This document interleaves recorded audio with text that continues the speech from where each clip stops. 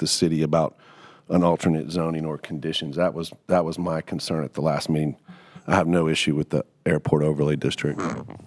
Yeah, we did meet with Katina and Dianca and discussed options for revising the case.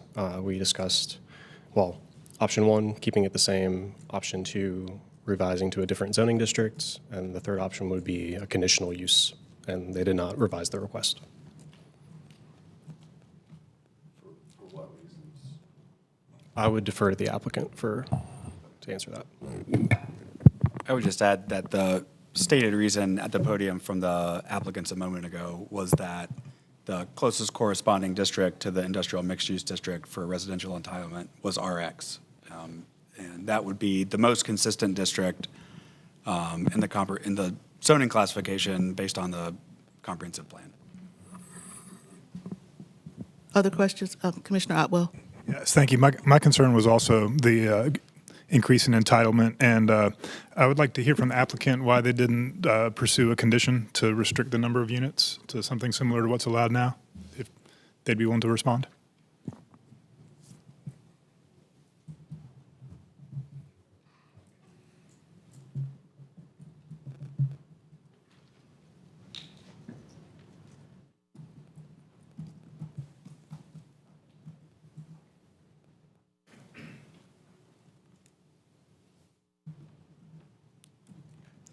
So I didn't restrict the number of units. I guess you said the 49 units. I didn't really know about the 49 units. I know they mentioned it, but when I looked at RX, it said no more than 10.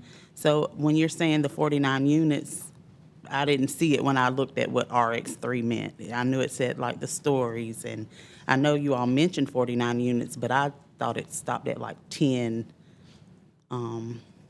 You know, when I read what the description was. So that's why. I mean. Thank you. Mm-hmm.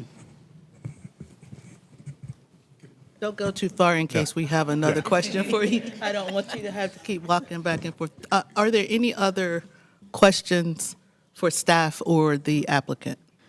Could we get a clarification from staff on the units, if that's really a feasible number, or the increase in entitlement in the report goes from a handful to 49. I'm looking for the reference right now. And I forgot to say at the beginning of this, I said it the last time we heard this one, that I live very close to this parcel, but I have no financial interest in this case whatsoever. So there is no conflict. I just want to let everyone know that I do live close to the parcel. I see the airplanes too. Right, so I'll pull up the table here. So under the proposed zoning, that 49 units is an estimate. It assumes, I believe, 1,000 square feet apartment unit, since the RX district permits, townhouses, apartments, single-family homes, et cetera. So that's an estimate that's calculated by staff and may not reflect what can actually be built on the site, and also does not account for things like grade and slopes and real-world topology and topography. Thank you. Go ahead. Yeah, sorry, Matthew. I'm looking at iMaps.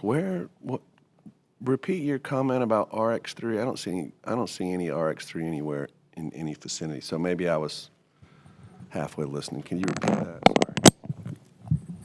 Yes, I was just stating that the purpose the applicant chose the RX3 district was based on the existing zoning being, and this is based on Ms. Scott's comments at the table just now.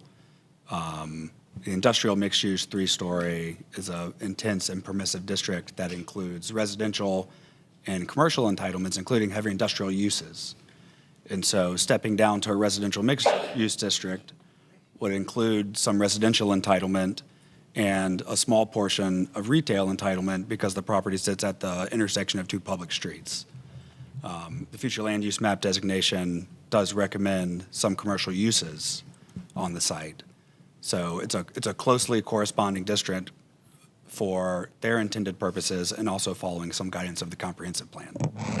Thank you. That makes sense. How many residential units would be allowed under IX, under the current zoning? 0. 0, because of the airport overlay district. Okay, sorry, without the airport overlay district. It would be less because ground story retail or ground story residential units are not permitted in the IX district. So in a 3-story building, you can have 2 stories of residential and ground floor commercial uses in the industrial mixed-use district. Yeah. Any other questions or comments? Yes, sir. My only concern was the objection from the airport, and I would say just officially that I can get not having a policy of not meeting with homeowners, but if you're going to do that, you need to also not object individually to homeowners. You can't have it both ways. I agree with that. So Thank since you. they're not here and they wouldn't even meet with them, then I've got no reservations about voting for this. Thank you, Commissioner Shelburne. I agree with that. We just heard a case at Committee of the Whole that involved the Airport Overlay District, and the airport met with the applicant, helped them develop the conditions, and so I'm a little offended that they were here at our last meeting to express their objection and then declined to meet with the applicant when she reached out to them to try to address their concerns. So, yeah, we need to think about that. I'm ready to entertain a motion. Commissioner Fox. In regards to case Z 2625, I move to recommend adoption of the proposed consistency statement dated November 12th, 2025, contained in the agenda materials, and to recommend approval of the zoning amendment. This recommendation also includes an amendment to the future land use map to the extent described in the adopted consistency statement. Do I have a second? Second. Commissioner Fox made a motion to recommend approval. Commissioner Burnett seconded the motion. Any further discussion? All in favor? Any opposed? That was unanimous. Thank you. Our second old business item is TC 125 Omnibus 2023-2024 readoption.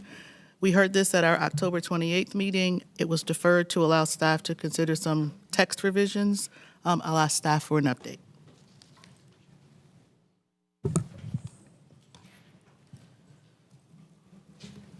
Good morning, Planning Commission.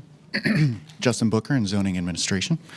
I'll go through a brief review of what we discussed last time. So again, this is the Omnibus Text Change Program implemented in 2021, essentially a housekeeping effort for the city's zoning code. So over time, we like to clean up inconsistencies, typos, provide clarifications where needed. We bundle up all these items together in one specific text change, typically handle this annually, and bring it forward as an omnibus text change. Last year in December, the General Assembly passed Session Law 2024-57. This included some changes that redefined the term downzoning. These revisions impacted some text changes that had gone through the public hearing process, were adopted by council. There was a 180-day kind of retroactive effective date. And as such, two of our previous omnibus text changes, the TC 224 and TC 523, were considered invalidated because they contained a handful of items that constituted a downzoning under that new session law. This text change that before you today is seeking to readopt all those portions of those two omnibuses that remain compliant with this recent legislation. At the 10/28 Planning Commission meeting, an item came up regarding the change from the term floodways to special flood hazard areas. Staff met, kind of discussed these sections and discussed with stormwater staff. These two sections, Section 4 and Section 12, are pretty discrete changes. That first Section 4 really only impacts build to section. So what this provision really does is provide an allowance if there's some kind of impediment that prevents somebody from potentially meeting the build to range. So floodways was one of those impediments. Special flood hazard areas was changed. That, in my understanding, and stormwater staff is here to kind of discuss those particularities. But special flood hazard areas is a more inclusive and broad term. So that's, allowing more areas that could potentially be met to provide some flexibility for meeting Build 2. That second section, Section 12, 254G, speaks to open space. And again, shown there, you can see water bodies, lakes, ponds, and floodways were the original language. We're including special flood hazard areas, which again is a more broad and inclusive term. Then floodways, special flood hazard area, it's my understanding, actually includes floodways. So this is allowing more potential areas that would be able to be open space. With that, just a quick summary of some of the items from 23 Omnibus. There were 28 total items. 2 items were sought or were deemed to be invalidated from the 24 Omnibus. There were 51 total items in front of you. 1 item from the original Omnibus last year was deemed to be invalidated. Happy to answer any questions. Thank you. Does anyone wish to speak on this item? Great. Bringing it back to the table, Commissioner Otwell. Yeah, thank you. Since I was the one that threw the shoe in the wrench for this process, I apologize for making staff go back and clarify. And having read the update and considered the implications, I'm prepared to support this. Okay. Yeah. Commissioner Haver. Did you say shoe in this wrench? Did it? I might have. Wrench in the works? What would be better? Yeah, is that better? For the record, I strike my shoe in the wrench comment. Commissioner Omakaye. I'm just wondering, how is the new term more inclusive than the old term? So the special flood hazard area is a more inclusive term because it includes both floodways and adjacent flood-prone areas. So floodways is just a smaller portion of a potential area. Can you speak into your microphone, please?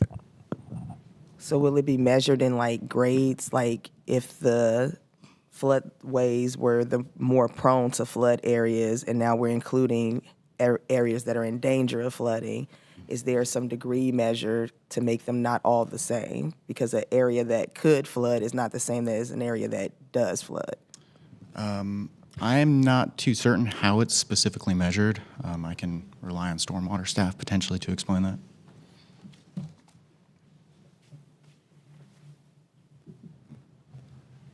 Good morning, Ben Brown, Stormwater Management. So the special flood hazard area is usually delineated with a mathematical model showing that these are your flood-prone areas. The floodway is like the no-fly zone, where if you put anything in there, it'll have an adverse impact up and downstream on the floodplain. The areas outside the floodway are allowed a certain amount of development, like some grading and things like that, that won't have the biggest impact, but there still are like restrictions in those areas. So that's why the special flood hazard area is kind of the more broader term that covers everything. And floodways is probably a holdover from years ago when FEMA just really published a floodway area and they didn't really worry about the rest of it. But now we regulate floodway fringe, and then some future floodplain areas. So it covers everything. All of those 3 categories are listed under special hazard flood. Correct. Okay. Correct. Yep. Any other? Listed differently, I'm sorry. Correct. I'm just trying to clarify. Yeah, no. They're all listed differently. They're all special hazard flood areas, but then under those, there are 3 categories that are defined. Correct. Correct. Yes. Any other questions? Commissioner Otwell, you want to make your motion? Sure thing.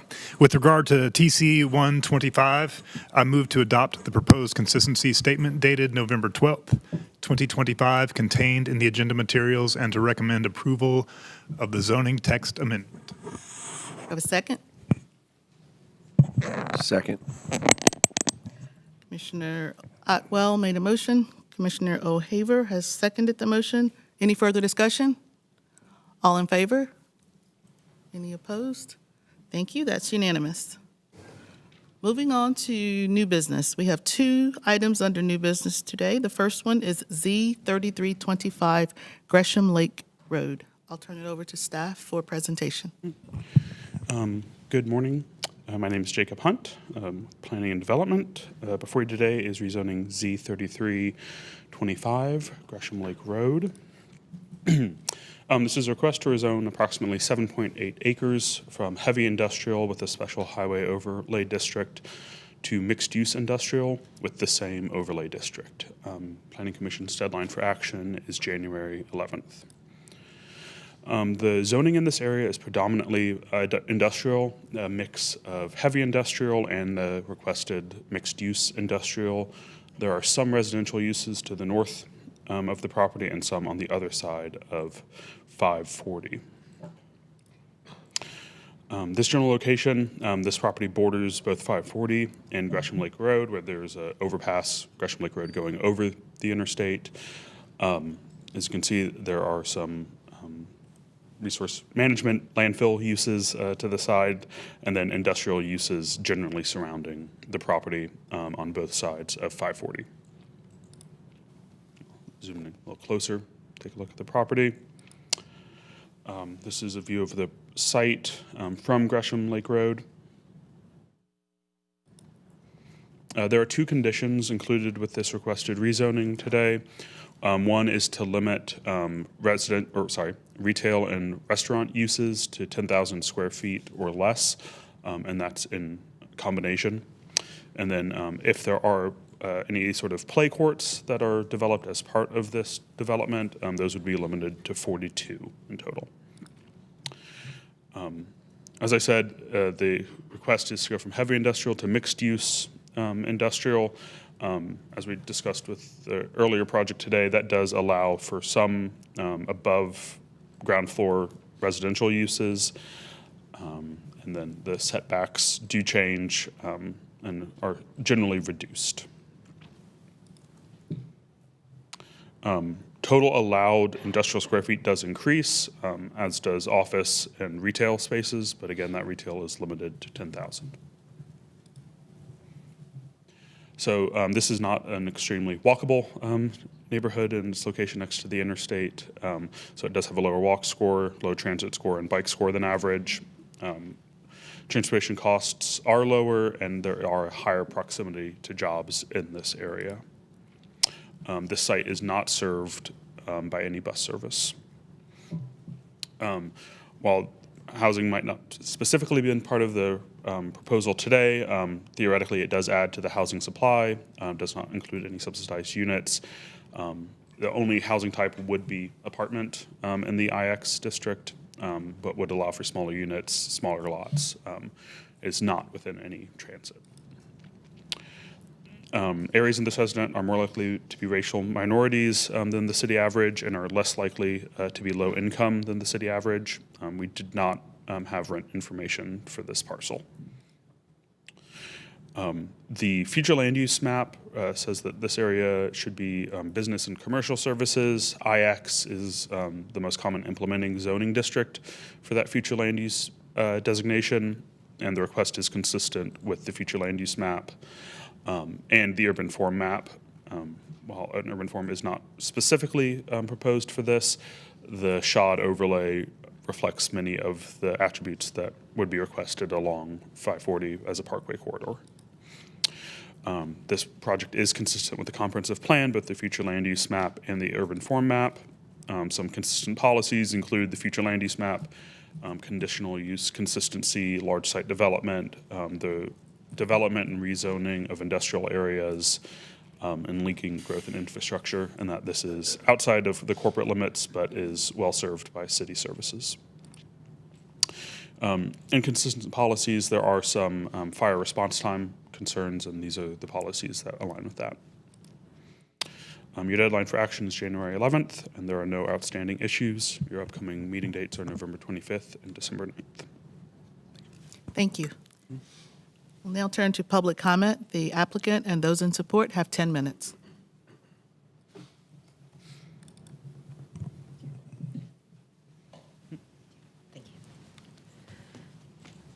Good morning, Madam Chair and members of the Planning Commission. I'm Isabel Maddox, Nichols and Crampton, 3700 Glenwood, Suite 500, 27612.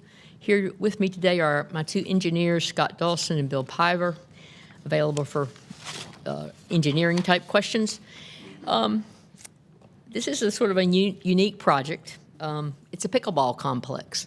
And I don't know if you or your friends play pickleball, but they're always complaining about not having enough courts in Raleigh. So the point man and my client is very much a pickleball enthusiast, and he thought, I'm going to build some pickleball courts. We are requesting rezoning from IH, heavy industrial with SHOD 2, to IX5 CU with the retaining the SHOD overlay. There's the site. You can see it. It is an industrial area, but there's a lot of residential sort of across Gresham Lake Road and to the north and to the northwest. You can see a fair amount, residential here. My touch screen doesn't seem to be working. But you can look around and you can see the residential. So we think people will come to this use because I think it'll be a destination that people will want to come to. If you look at the zoning map, yes, we are sort of in a sea of the purple, but there's really a lot of residential and mixed use in fairly close proximity. The current use of, my client's current use of this property is a restoration service, in which he intends to continue there, but then we'll add the pickleball complex just to the south. So you can see the enclosed building. For some reason, I'm not getting the thing. But the existing building you can see is close to Gresham Lake Road. The pickleball complex will be to the south. So it'll be a pretty good distance from 540, the adjoining use, and Gresham Lake Road. Two conditions, as Jacob mentioned. We will be doing, up to 42 pickleball courts plus restaurant, locker room complex, things like saunas and those kind of things that go along with athletic uses. Maximum 42 play courts. And feel like this is consistent with the comprehensive plan, the future land use map, and the urban form map. We've had a couple of neighborhood meetings, no opposition. We think this adds a popular, active use to address the play court need in the Raleigh area, and it is in an economic development target area. And it contributes to mixed use by adding recreational uses with restaurant and sort of combining that with the other uses in the general vicinity. So I believe this is a pretty straightforward case. Happy to answer any questions, and also I'll offer up my engineers if you have any specific technical questions. Thanks, Isabel. Is there anyone else who wishes to speak in support of this item? Okay. Do we have anyone who wishes to speak in opposition to this item? You have 10 minutes, if so. All right, we'll bring it back to the table then. Any questions or comments for staff or the applicant? Commissioner Fox, you seem to be reaching for your microphone. Well, I was, and then I put it back. But no, I was just going to say I'm not really finding any true inconsistencies. The inconsistency related to response time standards doesn't really concern me in this context because it would be a commercial building that's sprinklered versus a single-family home, for instance. Okay. Thank you. Commissioner Burnett, did you have a question? Hi, Isabel. Hi. With 42 courts, are there any noise attenuation measures that the applicant is anticipating, or? I don't know about that, and I can ask Mr. Dawson or Mr. Piver to speak to that if they do know that. But I will tell you that if you look at the location within the site, you see we have a shod yard along 540 on the far left side of this site plan. That's 50, no, it's a shod 2, so it's 25, but it's still a significant distance. And then we're well off the street because we're behind an existing building. And then to our right is a recycling center. So I don't feel like there's a lot of noise. If there is a lot of noise, I think there's not going to be many people that are going to be bothered by it. Do you have any noise attenuation measures? No, not anything specific. Commissioner Otwell? I had initial thoughts about noise as well. I watched North Hills Club expand their pickleball courts significantly. There were owners up and down Manchester and Currituck that have moved out and said that their reason was because the pickleball kicking up at 5 a.m. in the morning, it can be really loud. But given the context of the site and the future land use map and the current zoning, I don't think this is going to be an issue for a lot of residential folks. And I believe it's an indoor. It's indoor, so Yeah, I think that is what the noise attenuation is, the indoor nature of the courts. So I think that this is appropriate use in this case. Other questions? Okay, then I will entertain a motion. Anyone? Commissioner Fox? Let me make sure I have the right one. In regards to case Z3325, I move to recommend adoption of the proposed consistency statement dated November 12th, 2025, contained in the agenda materials, and to recommend approval of the zoning amendment. Do you have a second? Second. Commissioner Fox has made a motion to approve. Commissioner Neptune has seconded the motion. Any further discussion? All in favor? Any opposed? Great, that's unanimous. Thank Thank you. you. Okay, just let me write that down. Moving on to our second new business item, which I would imagine a lot of you are here for.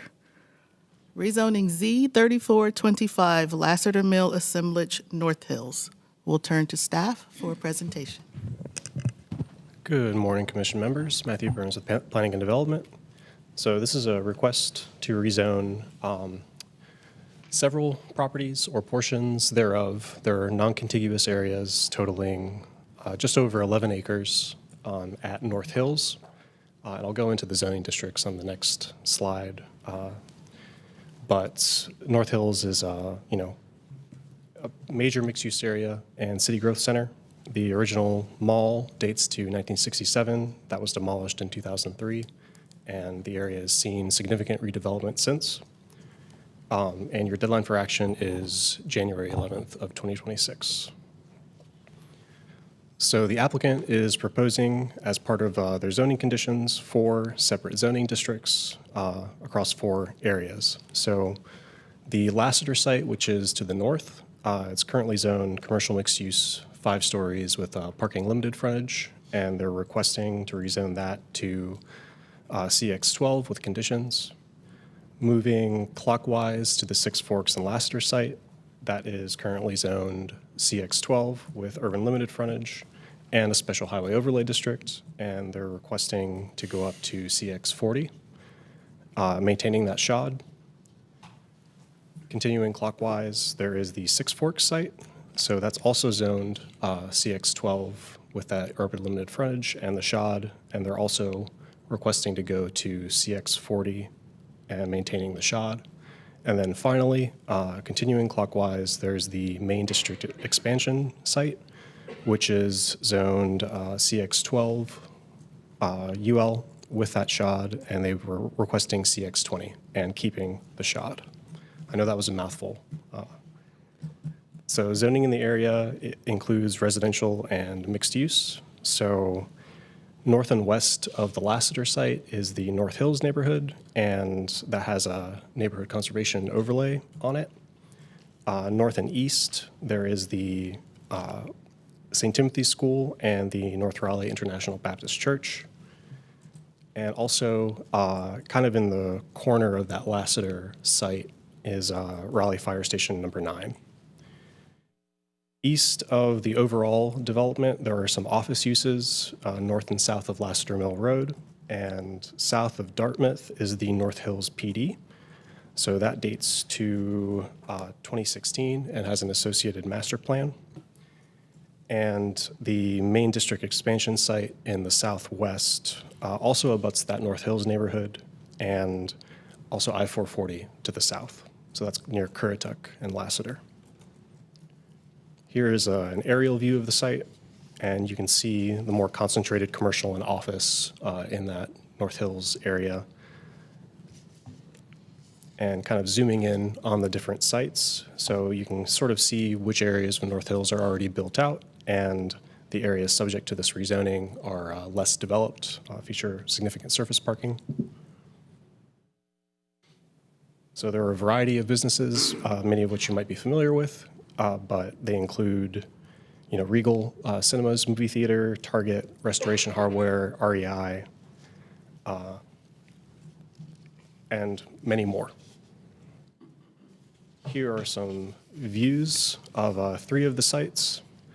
The Lassiter District at Lassiter and Six Forks, then along Rowan Street, and then at Lassiter Mill and Currituck Drive. And you can see the Renaissance Hotel and Exxon gas station in these images. So the applicant's proposing many zoning conditions. The first of them describes the 4 requested zoning districts across the subject properties. The second would limit the maximum building height on the sites to be rezoned to CX40 to 37 stories. They would prohibit various uses that are otherwise permitted in the commercial mixed-use district. And they establish caps for maximum gross building square footage and also use mixes of maximum dwelling units, square feet of medical and office uses, and square footage of commercial uses. They would also require development in the Lassiter site to include at least 1 green stormwater infrastructure design feature, require any apartment, mixed use, or general building types to meet green building certification standards, provide for a 10,000 square foot open space area in the Lassiter site, which would include at least 4 public amenities, would provide for at least a 30,000 square foot open space amenity area at the Six Forks and Lassiter site, also to include at least 4 public amenities, would prohibit parking between the site and either Rowan Street and or Six Forks Road, and require a minimum setback along Rowan Street, prohibit on-site parking on Six Forks Road and or Lassiter Mill Road, and establish a build-to range for those streets, provide for a contribution of $400,000 to the City of Raleigh Fire Department, and require buildings along Rowan Street that are at least 7 stories tall to have a 12-foot minimum step back. So the proposed conditions would limit the overall development intensities to that which could be developed under current zoning. So the request would allow a similar level of development intensity, but allow for an increase in height. So going over the height maximum is just to make it very clear, the Lassiter site would be going up to 12 stories. The Six Forks and Lassiter and Six Forks site would go up to 37, and the main district expansion site would go up to 20. The request would keep the special highway overlay district, which restricts height and requires protective yard and plantings near highways. So you can see in the orange where the shod is.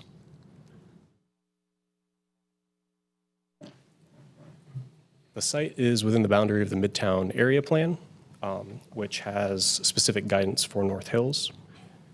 So the map on the screen, that's the Midtown Land Use and Urban Form Map. So it provides land use, height, and frontage guidance.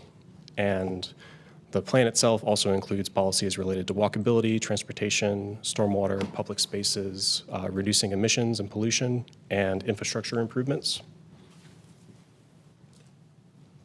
So you can see the site there in the west of that map. And then that area plan also has a transportation-specific map with guidance for transportation improvements. The site has an above-average walk score, an average transit score, above-average bike score, low transportation costs, and very high access to jobs. And the site is served by Go Raleigh Route 8, Six Forks, as well as 24L, the North Crosstown Connector.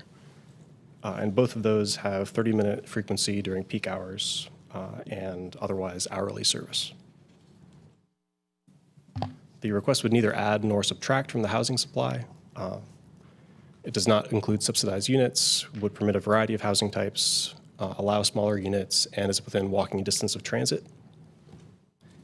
Area residents are less likely to be minorities and less likely to be low income than the city averages, and the cost of rent has increased between 21 and 25% since 2019 and 2016, which is comparable to the citywide average. So the requested commercial mixed-use districts are consistent overall with the site's future land use category of regional mixed use. However, the overall height that's requested does exceed comprehensive plan and the Midtown Plan guidance. However, proposed conditions would limit overall entitlement to that which could be developed on the site currently. And although the applicant has not proposed a frontage for any of the sites, two of their conditions speak to build to and setbacks from specific streets which resemble the UDO's urban limited frontage standards. So the request is consistent overall with the comprehensive plan, the future land use map, and the urban form map.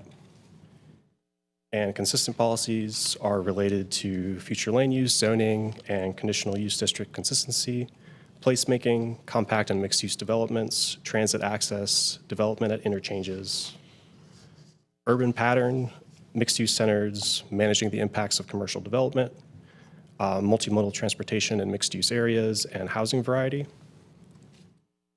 mixed-use retail and nodes, green and sustainable development, as well as building and parking lot orientation, public gathering spaces, and public open spaces. The request is inconsistent with three policies which are related to density transitions, building height transitions, and overall height guidance for the Midtown Plan, which would recommend up to 20 stories as a maximum. There are no outstanding issues, and your deadline for action is January 11th, 2026. Please let me know if you have any questions, and the applicant team is also here to answer questions. Thank you, Matthew. Commissioner Shelburne, we typically hold our questions. Okay, thank you. Threw me off, I'm sorry. The applicant and those in support now have a total of 10 minutes.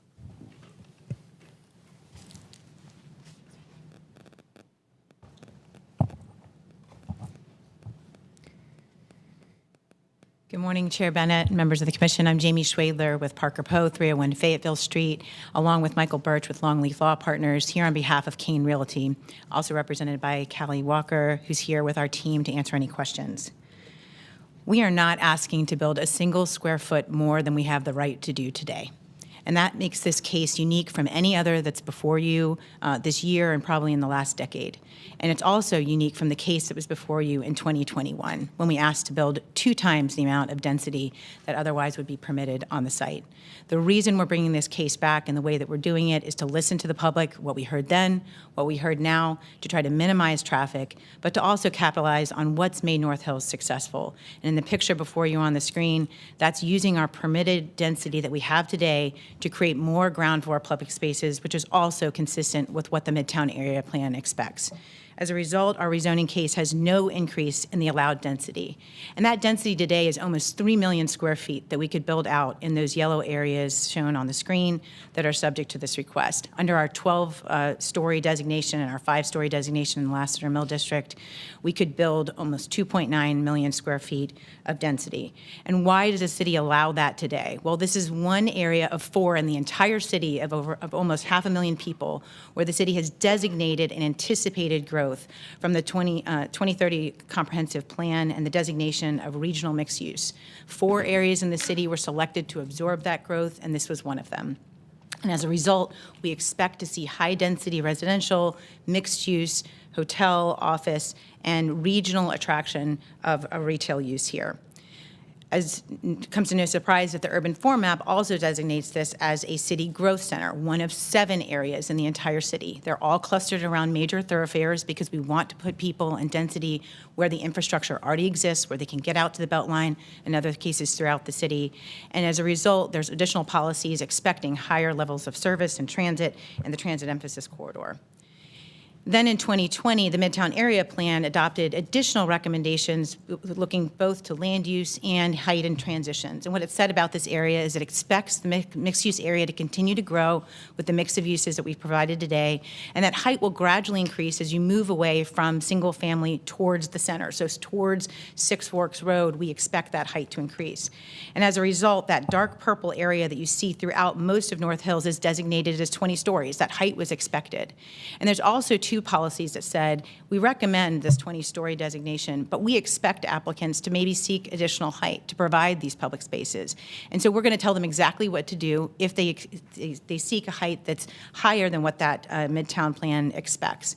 And in the policies on your screen, they recommend that if that inconsistency, that higher height is requested, we want you to offset that with significant public benefits. The examples given in both policies are stormwater mitigation, carbon reduction, and enhanced public space. And so that lines up exactly with what we've done here. We followed what the Midtown Plan expects us to do when we're asking for more height, to take that density in the same configuration, but to provide more ground floor spaces. So the designations that we've selected here, the height designations, the uses prohibited are those that you don't want to see in a mixed-use center where you're attracting most of the growth in the city over the next couple of decades.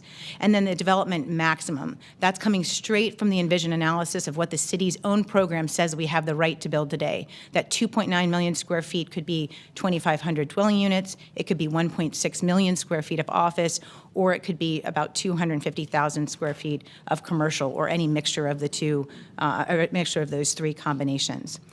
These density caps are shown on the left side of your screen as what we could build today. That's at 12 stories and 5 stories, and all of those numbers I just listed at the bottom of the screen. And you'll see on the right side of your screen, it's the exact same density, but we're just stretching the building form up higher, and all of a sudden we open up this ground floor space, this nice public space that's contemplated in that Midtown Area Plan, and is what's made the Midtown area successful. In addition to that density cap, which also helps us reduce our carbon footprint because we're not putting more square footage on the ground, means we're not putting more people and we're not putting more trips than we already could do today, we're also making a commitment to the enhanced public space. So that Midtown Area Plan said, we expect you to offer this enhanced public space, but it didn't define it, so our condition does. We're offering 30,000 square feet in the Six Fork District, that's almost 3/4 of an acre, similar to what you see on the right-hand side of your screen that's in front of RH today. We're offering 10,000 square feet in the Lassiter District, and then in each district, at least 4 of those amenities listed on the right-hand side of your screen to further define what that enhanced public space would be. It's significant to note that that enhanced public space exceeds what the UDO requires because it's all happening on the ground floor, and it's multiple times of what you would otherwise be required to do under the UDO provision. So again, exceeding the UDO provision and a significant public benefit. With respect to the stormwater mitigation and carbon reduction suggestions, we're offering to treat 15% of our stormwater in the Lassiter District because that's where staff has identified some flooding issues downstream. We're doing that with a combination of the examples shown on your screen for green stormwater infrastructure. And then with respect to carbon reduction, we're offering to design the buildings to a green building certification level, such as LEED and the other examples you see on your screen. Now remember, that carbon reduction condition is in addition to our density cap, which further limits the amount of new trips we could otherwise put on the site. That density cap just limits us to what we could do today without the rezoning. So no additional square feet, no additional cars, and what we would be allowed to do by right. With respect to frontage, Matthew did a great job of describing how we've mimicked that in our conditions. And what you might see as a difference from the earlier 2021 case is we had conditions talking about bike and pedestrian facilities. That is now part of the requirement of the code. So those streetscapes you see on your screen are directly from the UDO. They weren't in place in 2021, so we had to add a condition. They're in place in the code now, so we don't have to add a condition to that.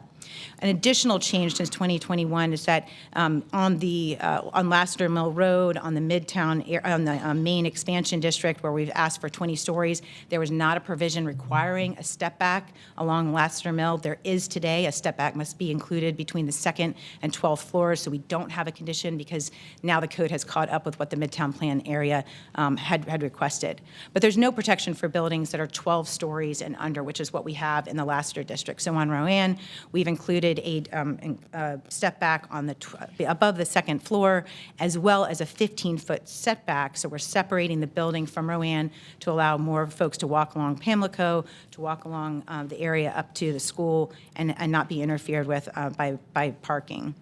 We've worked with the city fire department and following the Raleigh Fire Master Plan, which recommends the relocation of Station 9. To give the city ultimate flexibility, we're offering $400,000 towards that relocation in either land or equipment, however the city sees fit. We've known for years that mixed-use destinations reduce traffic, and the DOT's numbers bear that out. Our traffic engineers are here to explain it further, but the trips on your screen show that there's not been a significant increase in traffic in the 20 years since the mall was demolished and the mixed-use center came online for a variety of reasons, but it's a park once concept that leaves people in place and reduces sprawl. As a result, we're proud to be consistent with the comprehensive plan, the future land use map, the Midtown area plan, and even though we've exceeded heights, we've followed exactly what that plan asked us to do, which is offset that height increase with significant public benefits. As a result, we are asking to become consistent, and I'd like to reserve the rest of my time for both business owners and neighbors who are here in support of this case who want to see future growth. Thank you. Thank you, Jamie. Anyone else who wishes to speak in support of this item?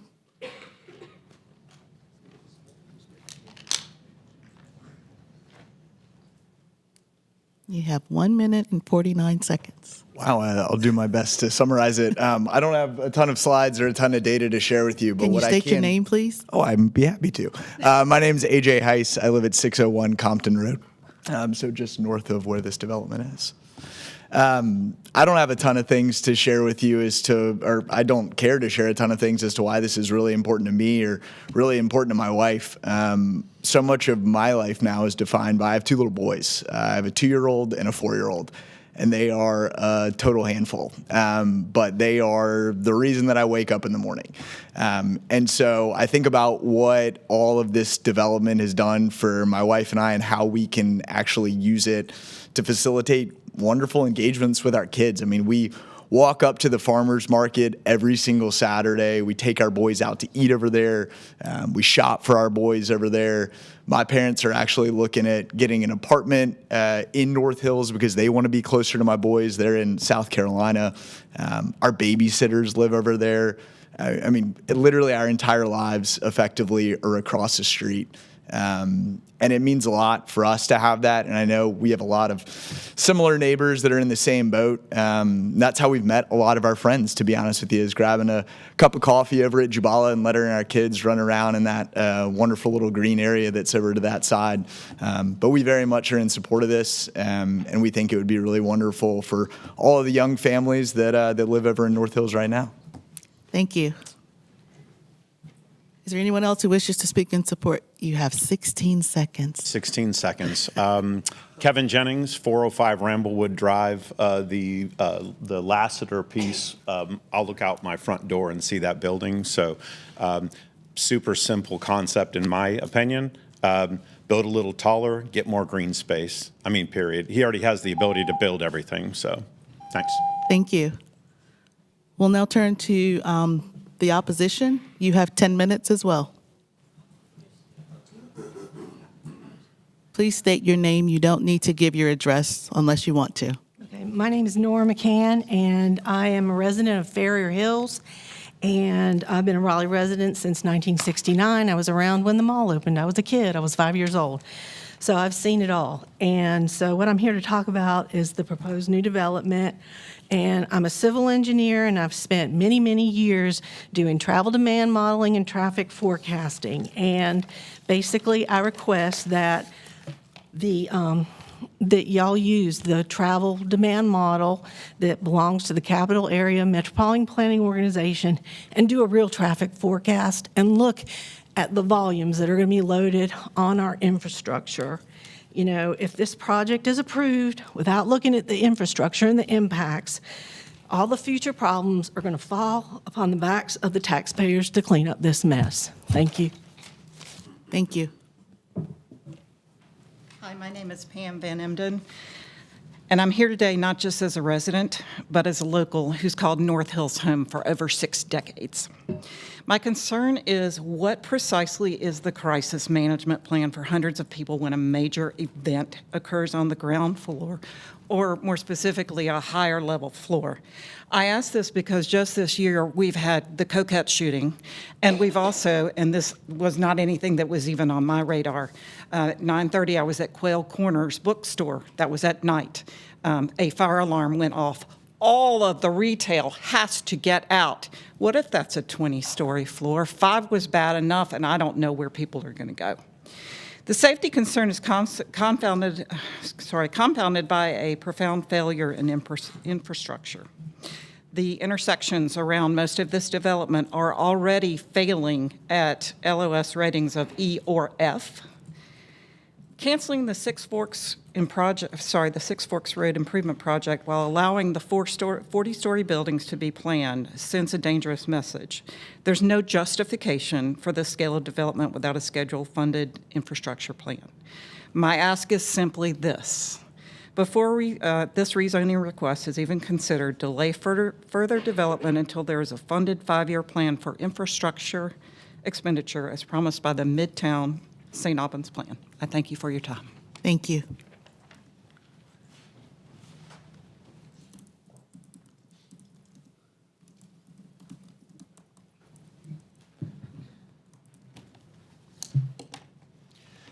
By the way, I think there's something wrong with your system for amplification.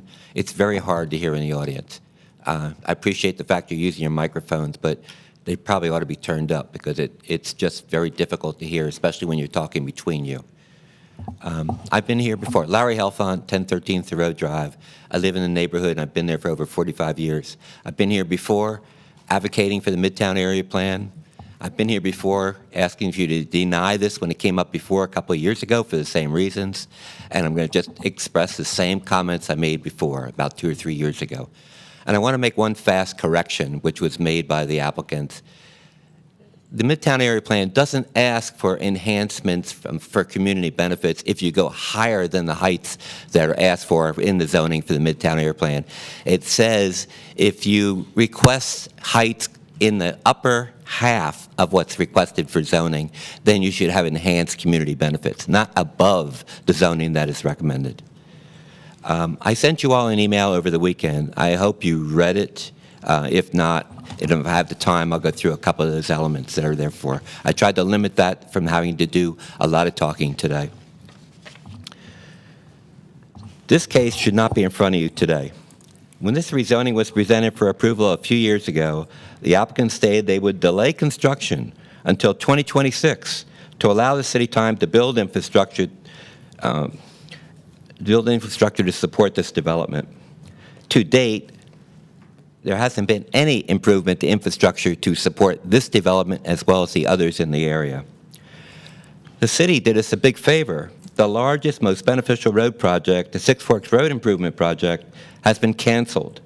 And the funding to support additional infrastructure has been taken away from this area and moved to other parts of the city. The expansion of North Hills, Maine was just completed with more density after 3 years of lane closures on Lassiter Mill Road and construction cranes everywhere. And that added density from the expansion in North Hills, Maine does not show in any of the figures that you see today.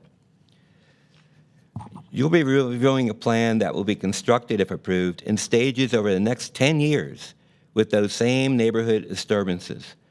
Where there is construction overlap, many established businesses will be forced to close. The loss of income over those years may force those businesses to close permanently or relocate. Even the fire station, which serves the local community, will be forced to be relocated due to insufficient land for service expansion. The bus transfer station, which was part of the previous submission, has been omitted. And by the way, while they're offering money to enable the move or additional equipment for the firehouse, that amount of money is probably the same as if they had provided the land for the firehouse to expand. It's kind of a swap. It's not really a benefit. You're being asked today as to whether the application is consistent with the area-specific guidance as outlined in Midtown Area Plan. As noted previously, this proposal is still inconsistent with the area-specific guidance. The application in front of you is requesting building heights that are inconsistent with the zoning recommendations in Midtown Area Plan, which recommends a mix of heights up to between 4 and 20 stories. Inconsistent with the future land use map, which recommends heights between 2 and 20 stories, and inconsistent with table LU2, which recommends height for a regional mixed use at a maximum of 20 stories. There is no allocation for 40 stories anywhere in this area. So I ask you, how can the staff review determine that this application is consistent with the future land use map when it's clearly not? How can this application be consistent with the zoning map of the Midtown Area Plan when it's clearly not? If they are not consistent, they should not be deemed consistent with the comprehensive plan. Note that the application also is not consistent with density transitions, building height transitions, land use transitions, and affordability. No discussion on affordability. It was in the last presentation. It's been dropped. It should be noted there have been 2 previous rezoning cases that have been approved since the Midtown Area Plan has been approved, both of which contain buildings up to 20 stories, both of which include affordability. It can be done. There has not been a single building more than 20 stories built since the adoption of the Midtown Area Plan. Some of you may think you look across the road and you see the Eastern, a 37-story building. That was part of a planned development approved back in 2016 when all the recommendations from the community were rejected by the Planning Commission, and it went on to council and got approved. So don't look across the road. Everything that could have gone wrong with that did go wrong with that. You've cited the fact that there's no frontage recommendations for this. With a 0-foot building right up to the right-of-way, all the trees that beautify North Hills right now will be gone. There is no request for perhaps green frontage that would be a community benefit.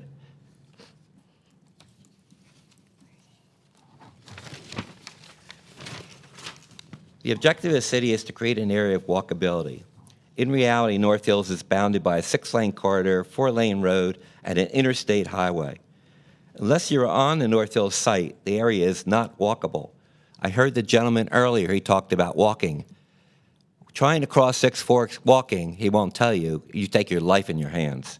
And there is nothing enabling safety crossing that highway. Bridge would be nice. Has been proposed before. Kane offered to pay for half of it. It was rejected.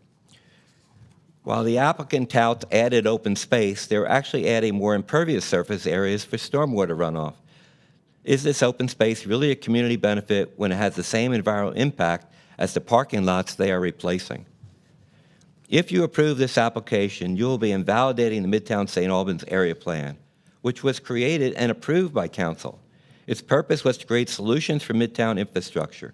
With all the planned development along Industrial Drive, St. Albans Road, Wake Forest Road, and 6 Forks, it was apparent that the existing roadways would approach capacity when these developments were fully occupied. Many of these approved rezonings are yet to be built or occupied, yet there hasn't been any infrastructure improvement to date. After several TIIs, each carrying their own recommendation for improvement.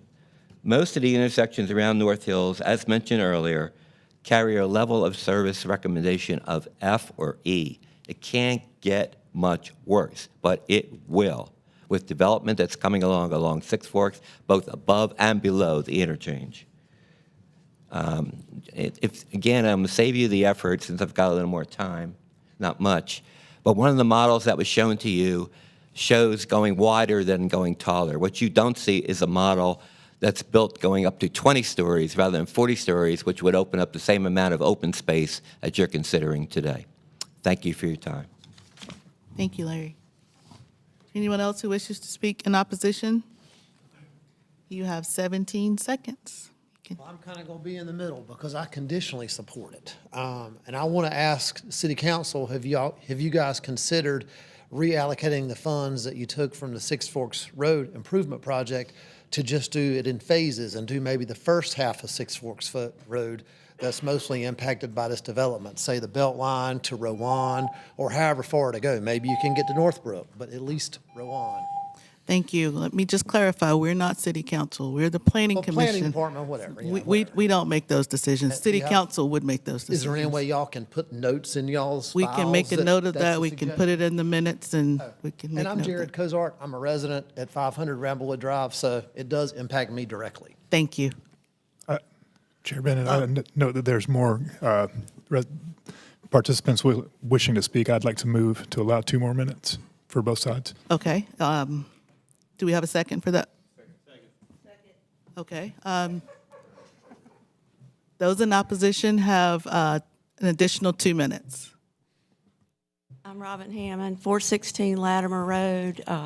Served on the small area plan, retired attorney who used to work in zoning and land use, among other things. I wrote you a 2-page letter over the weekend. I emailed it to you. I asked you to consider it. The main points are the need for a pedestrian bridge over Six Forks Road and to bring to your attention the degradation to the quality of life for the residents, the longtime residents of the single-family neighborhoods.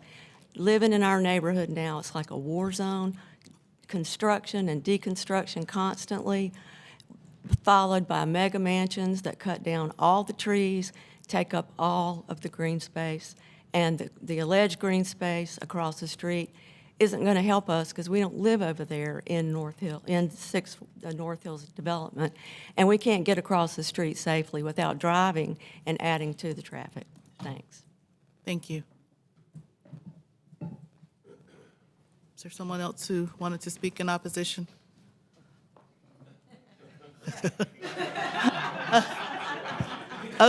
Okay. We still have a minute left. So we'll go back to those in support and the applicant. You have an additional 2 minutes. I was just going to call Kevin up to finish his comments, if you're free to do it, and then we'll answer any other questions after. Thank you. Yeah, I don't. Kevin Jennings, 405 Ramblewood Drive. Again, and just so that you know, I will benefit and or be affected by these issues. But I think that something that's lost in translation, at least it seems to me, is they're already approved to build the density. So the question about like infrastructure and all these other things, I mean, I think that that's it's nice to talk about, but ultimately they can just build what they already are approved to build there. So, and if I'm incorrect about that, then I'm incorrect, but that's what I understand. So I would much rather, North Hills to us, we walk up to North Hills. I walk from Ramblewood all the time up there. We also own businesses there. Appreciate bringing the Coquette shooting up. That was super nice, even though it's not in a tall building. So the addition of the density and whatnot coming to the area is going to benefit me directly from the restaurant sales. There's no doubt about that. But benefiting Raleigh is what I think that we should be more concerned with. And do you really want a parcel of land being covered entirely by roof up at 20 stories? Or would you rather have that be a narrower, taller building with significantly more amenities for the public, which I'm certain we can all agree are just greatly used currently by Raleighites throughout the city. So, thank you. Thank you. Anyone else who wishes to speak in support? 26 seconds left. Okay, we'll bring it back to the table. Commissioner Shelburne had a question. Well, it was just in response to staff said if you have any questions, I just reflexively popped up my hand, and so I shouldn't have done that. My apologies. Oh, no, that's fine. That's fine. But it was to get clarified what everyone has since clarified, which is literally all we're voting on here is height. Yes. That is the only question before us. And to paraphrase Tina Fey, I could see this from my house. I live in the Ramblewood area. Clearly, y'all can't remember the SNL reference there. We got okay, it. good. Yeah, I just didn't deliver very. I'm laughing inside. Okay, very good. Yeah. Okay. And so I would be as affected by this as anyone, but the ship has sailed on tall buildings in this area. And even if we were talking about congestion, the solution to that is not killing viable projects. There are other solutions that the city needs to bring to bear that you don't impose by voting no on things that are legit and can go forward. But again, that's not our question. We're just talking about 20 stories of height. That's it. And the ship has sailed on that. Thank you, Commissioner Shelburne. I think I saw Commissioner Fox's hand and then Commissioner Neptune. Commissioner Otwell. Oh, hang on. Commissioner Fox. Wow, I won. Okay. Now I have two questions. One is about traffic and one is about impervious surface. Jamie, you pulled up a slide that showed traffic. There you go. You just went by it. Sorry. That one. There we go. I was wondering if we could have the opportunity to just have one of the engineers walk us through really quickly about how level of service is impacted, and then also what the standards are generally for intersections. What level of service is appropriate or sought? Good morning, Travis Flewitt with Kimley Horn and Associates here on behalf of the development team. So the numbers you have up there, because this development is not generating new traffic, they're allowed to do the same amount of density. We have not done a traffic study. However, we are very well aware of everyone's concerns about traffic in this area, so we've not been blind to that. We've been looking at traffic data, and what these numbers show, and these are not just two data points, there are a whole bunch in the middle that bear this out, is that despite all the development and redevelopment that has happened in this area, traffic volumes on Six Forks, on Lassiter Mill, have not changed significantly in the last 20 years. They've gone up and down a little bit, but have basically remained flat. Overall, peak hour counts, daily volumes are the same or generally less than they were pre-COVID. I think everyone has forgotten how bad things were in 2019, and things have been creeping up a little bit since then, since the dip we had at COVID, but we're nowhere near where we were pre-COVID. But generally have stayed flat, despite all of our traffic models show that volume should have gone way up and up, and then you look at the actual data and it stayed flat. So that's kind of what this is showing. In terms of the intersections, we've not done any capacity analysis. I don't know where the claims of level of service E and F are coming from, if people have done their own analysis, but generally you're looking for a level of service A through D is what is generally considered acceptable. E and F, there may be cases where you just have to deal with level service E and F, but we have not done any analysis, so I can't refute or validate their claims that these intersections are operating at E and F. We will almost certainly have to do traffic studies when development moves forward on these parcels, unless they're going to put in a solar farm instead of the gas station. We're going to do a traffic study, so we will have to evaluate that in the future with any future development plans. Thank you. Did you have? Thank you. Did that address your traffic? That addressed the Can I traffic just one. quickly follow while Yeah. he's right, because it goes with what you were saying. Travis, could you also talk about, one of the comments said something about using the Campo model. Did you use that to come up with this? Would you use that to do the traffic analysis that would be required in site design? And could you also talk about LOS and VMT? Sure. Yeah, glad to. These numbers are straight from the North Carolina Department of Transportation. They collect daily traffic volumes on a biannual basis. And so those numbers are straight from NCDOT, their data, what they collected. That is not from the regional model. When we're doing a traffic impact analysis, we typically would not use the regional model. We would generate trips, take traffic counts, grow them to a future year, generate projected site traffic, add it to the network. As I said before, those models are not working well. They are over projecting traffic historically, but in that regard, they are conservative, and they have led to improvements. Contrary to what you heard earlier, there have been improvements made by North Hills East, the North Hills East PD, and the North Hills Mixed Use Project. All those improvements have been done or are currently under construction, notably the third lane on the westbound off-ramp from 440 onto Six Forks. So improvements have been made, and that will continue to be evaluated. We have done an update to the VMT analysis. That's the vehicle miles traveled analysis. So we're looking at the average trip lengths for this area, and that is based on the Triangle Regional Model that comes straight from the model, Campo's model. And what that analysis shows is that this area, this what we call a TAZ, basically the North Hills area and north of it, Lasser Mill, the trip lengths are shorter than the citywide average, which you'd expect because there are lots of places people can walk and bike to within North Hills. They don't have to go far afield to get to services and amenities.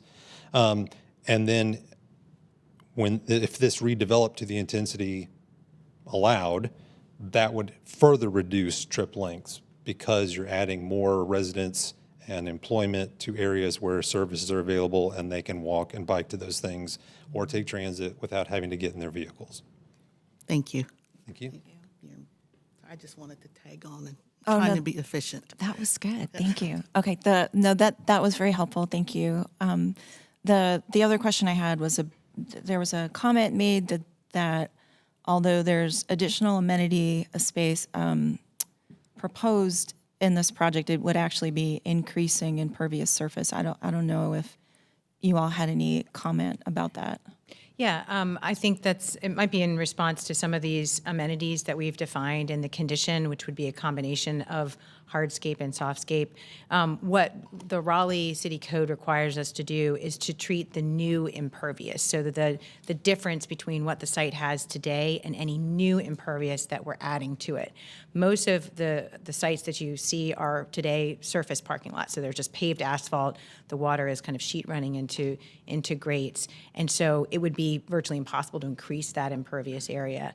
The main expansion is kind of a treated pit at this point, so it does have impervious elements, but we would be required to treat whatever we're adding to that. So that's the case with development throughout. I think the difference here is we're doing two things that would tend to decrease impervious more than other cases, which is adding these amenities in, having this kind of water relief areas and things that wouldn't necessarily be hardscape. And then we're also committing to the green stormwater infrastructure where we don't have to do that. That's typically done in above ground pond or whatever, but we're adding things like the possibility for cisterns, green roofs, and planter boxes, which all tend to treat stormwater in a pervious way. And I wanted to clarify for Travis's sake, it's not that we haven't done the study and we should have done the study. It's to Commissioner Shelburne's point, because we've capped the density, it's not triggered under the UDO to require a TIA like normal cases. Many cases do, because you're asking for more height, you're typically having more entitlement. We're not, so that TIA is not required at this stage, but would likely be required at the site plan stage. Thank you. Commissioner Neptune was next. Thank you, Madam Chair. I think my questions fall into two primary buckets, one with regard to the Six Forks Road project and another with regard to bike and pedestrian connectivity with, along the site. If we start with Six Forks, I guess I'm really looking for clarity from staff. If we have colleagues from Raleigh Transportation who could speak to the Six Forks Road project, which I understand was, let's say, canceled on the whole, but then my understanding or my impression was that colleagues from Raleigh Transportation offered to council sort of new approaches moving forward. It's kind of taking that corridor in chunks and sort of tackling it in terms of making improvements over the, next so many years. So if colleagues could just sort of clarify that specifically, that would be helpful in just sort of better understanding the future, transportation and traffic needs in this area. Good morning, Carter Robertson with Transportation. So originally, the scope for Six Forks widening was going to be from Rowan, just north of the site, all the way up to Lynn, I believe. In 2024, we came back to City Council. Costs had escalated, and that scope was reduced to a shorter section of Six Forks. This summer, we came back again. Costs continued to escalate, and the projected cost of the project was well above the budgeted amount.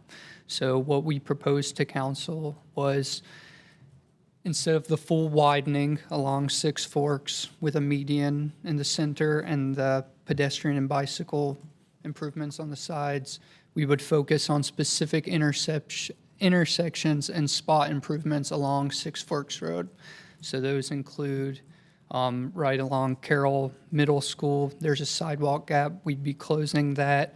A new pedestrian crossing that's signalized between Northbrook and Northwood would be installed. A new traffic signal at North Glen would be installed, and then we'd also make improvements to the Millbrook intersection.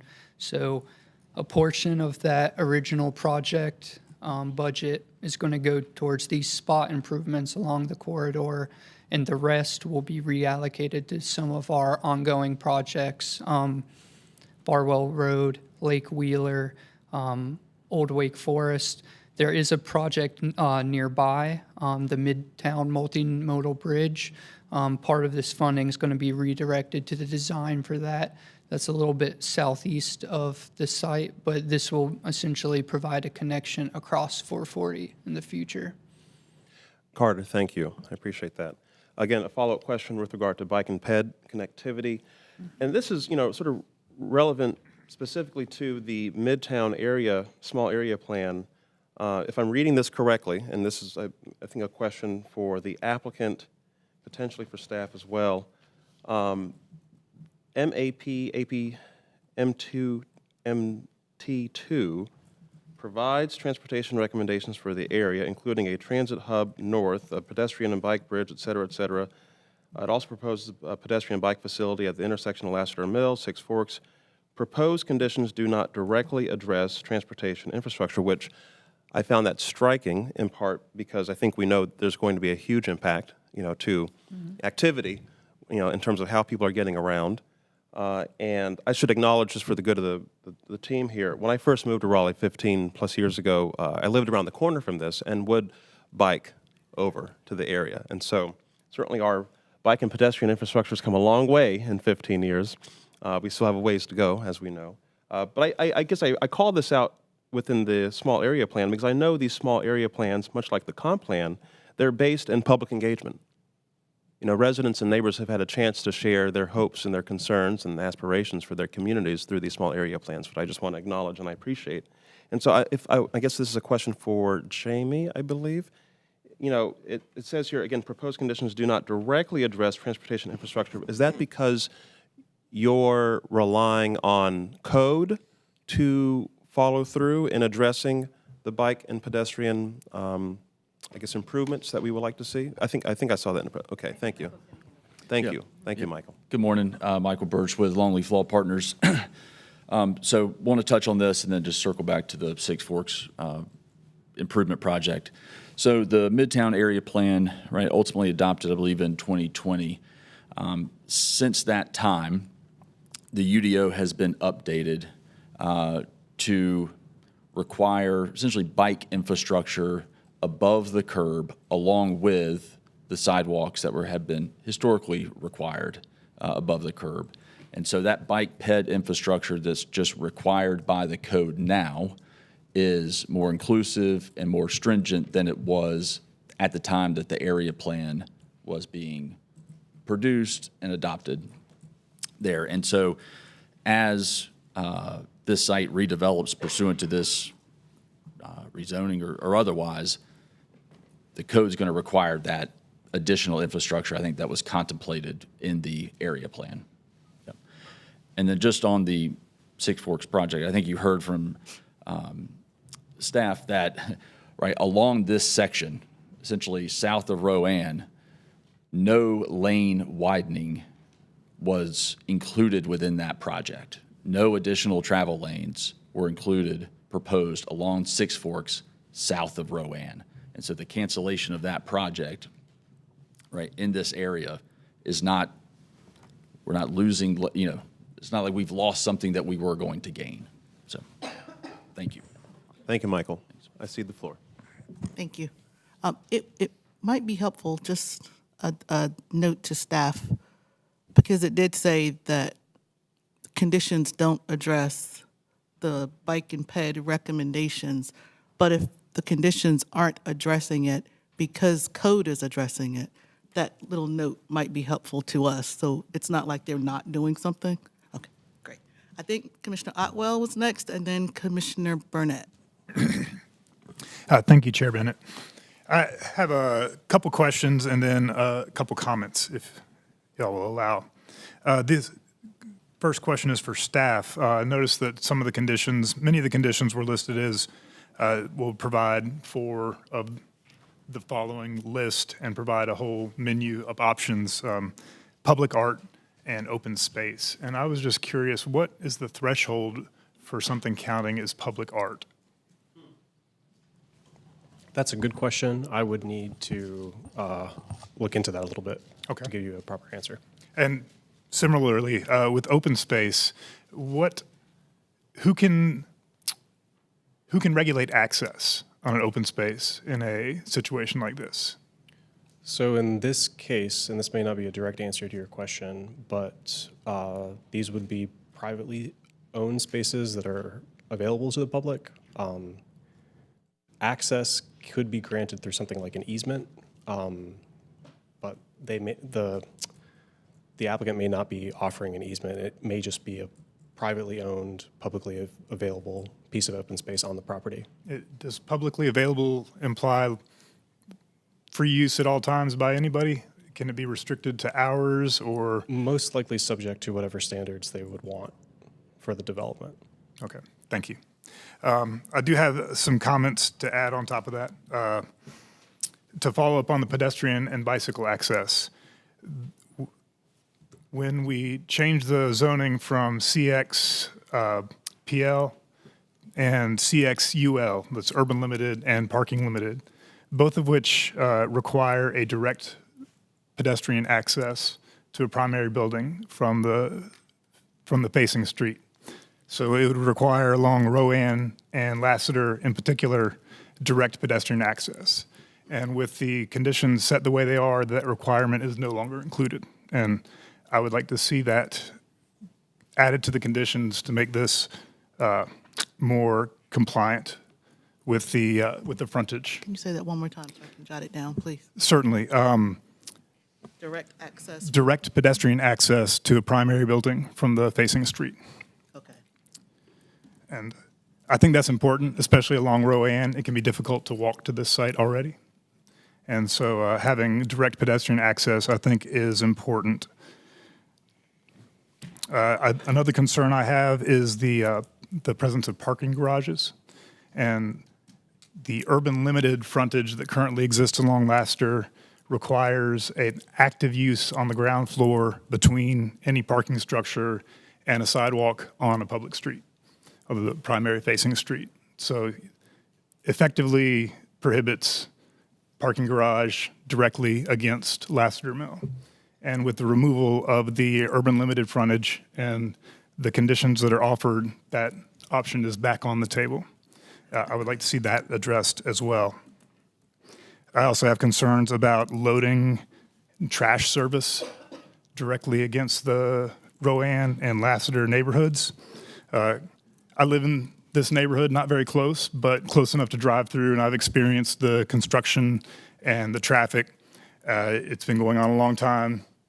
It will continue to go on a long time, and it's not just North Hills, it's the whole neighborhood all around it. But just the other morning, we'd notice a semi-truck parked in the middle of Lassiter Mill because whatever loading services are available for the section that just opened, the driver, I guess, felt was inadequate. And so he was parked in the middle of Lassiter Mill Road unloading his stuff. So I would like to see some consideration to having those sort of uses mitigated or facing away from the existing neighborhoods. This development in particular, as it's been going over the past 15, 20 years, and a lot of these mixed-use developments and these regional centers are great places when you're there. They're wonderful to walk around in. Sometimes they're easy to walk to and sometimes not, but you often get the more negative aspects of the development, late night dumpster loading, parking garage facing out to the existing neighborhoods. And it creates kind of a barrier, and you get this island of urbanity that it can make it hard to walk to. It's inhospitable for pedestrians in particular to cross that barrier. And so that's just a general comment about the state of these kind of developments. And I think that addressing pedestrian access and parking garage presence along the frontage would go a long way towards mitigating that. I also have an issue with the height along Lassiter Mill. I think the height request along Rowan is appropriate. The requested area, it doesn't front up against many houses. It's directly across the street from St. Timothy's School. And 12 stories with the setback, both front, the build to, and the setback at the additional stories, I think that's pretty appropriate. But when we look at Lassiter Mill, the request for 20 stories is directly across the street from several single-family residences. And I think that's a very abrupt transition. And I have a problem with going all the way up to 20 stories right there on Lassiter Mill. All right. On the other hand, I think this trade of height for density, trade of the density, excuse me, for the height, I think it's a really great idea. And I think going up to gain open space is a very positive thing. And so I support that in general. I'd also like to talk a little bit about the pedestrian bridge. As a member of the Bicycle and Pedestrian Advisory Commission several years ago, we looked closely at the option for a pedestrian bridge. In these kind of situations, with the kind of access that would be required for ADA, require very long ramps and long detours for crossing over Six Forks. And in these sort of situations, the studies have shown and experience has shown that most people don't use it.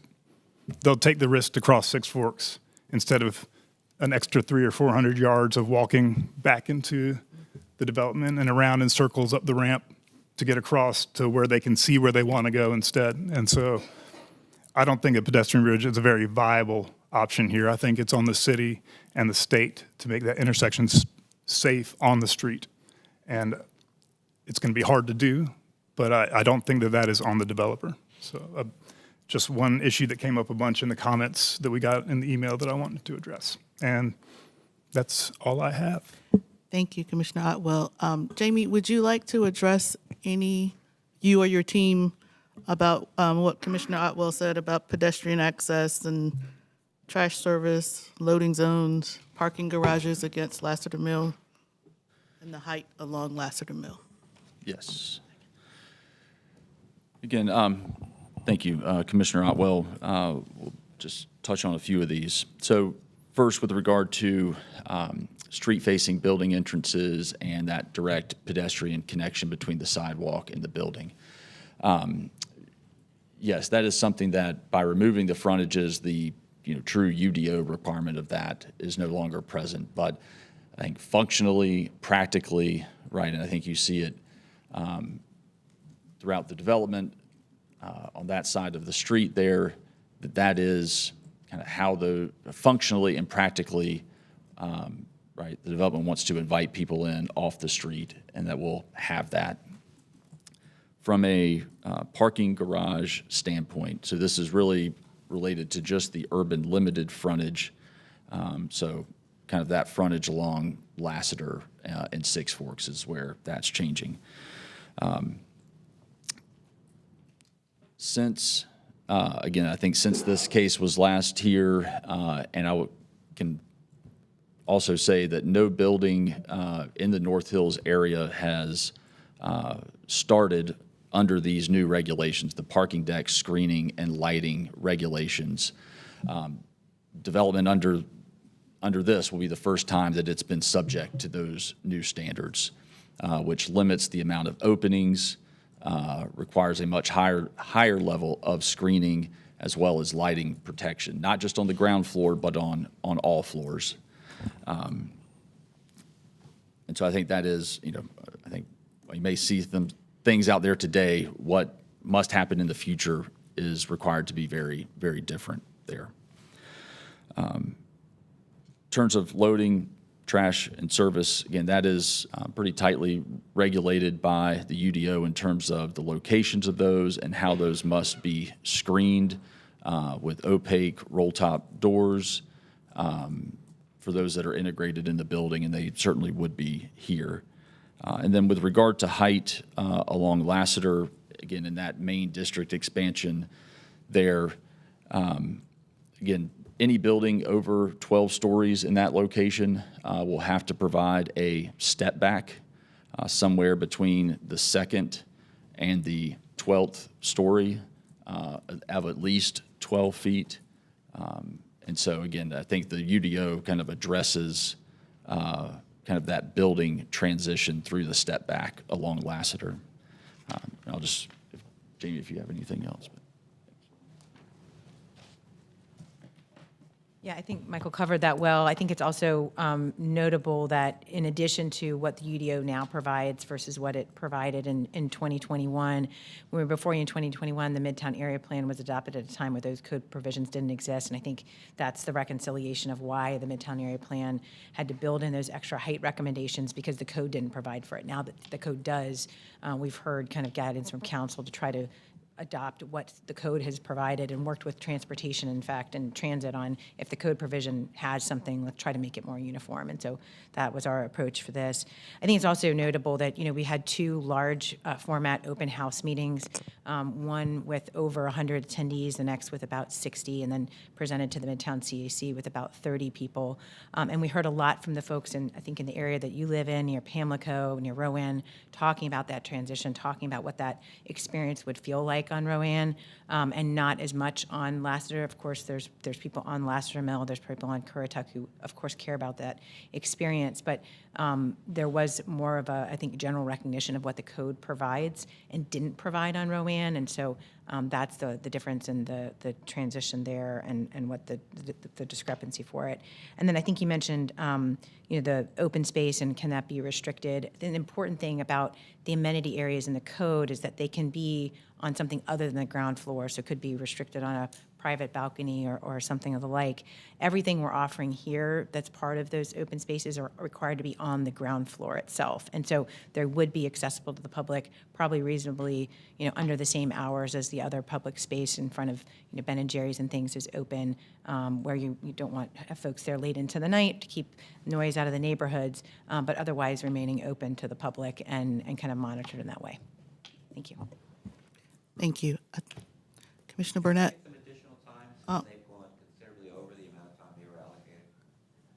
They did not go over their time, did they?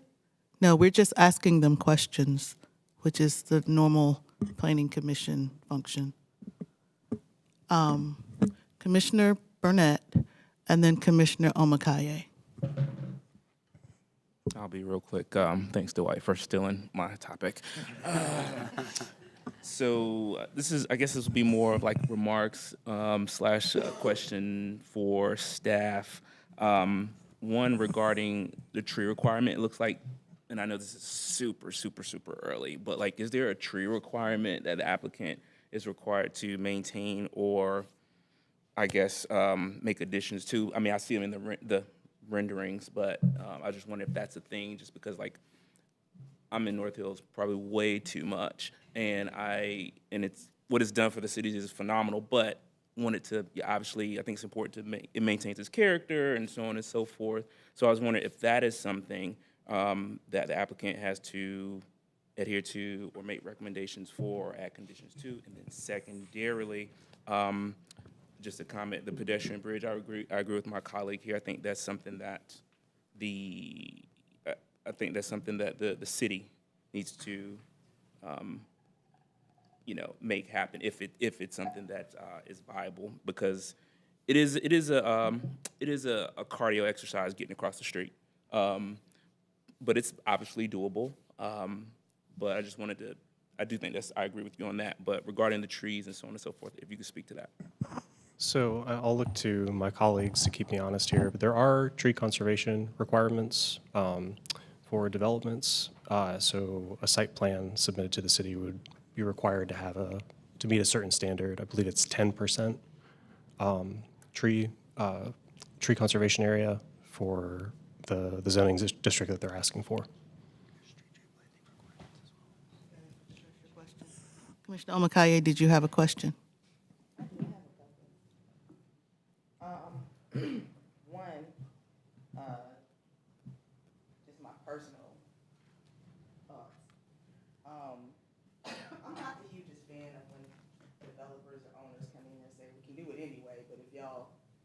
this, that, and the other, then we'll do this. Like, it's just reminiscent of a stench that I don't like. It's almost like my first meeting here where a developer offered to give us affordable housing in a development and then came back and said they weren't going to do that.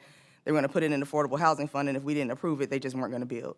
So I'm not a fan of developers coming in and kind of acting like we can do it anyway. Then just go do it, and don't come here and ask us questions and waste our time where other people could ask us questions. Secondly, as far as safety, I think that safety is a really good topic that was brought up that hasn't been addressed. They're talking about building more density, but density to me without housing is just congestion. It's not adding to, it is adding to the traffic and things of that nature. And then what does happen if we build a 40-story building and there's a safety issue like the shooting that happened at the restaurant in North Hills, or like a fire drill or anything that could possibly happen? That's, nobody plans that except the people trying to do harm. So us not taking into account the safety measures that come into play in this, not just people exiting buildings, but people being able to get out onto the street into, safety after something like that.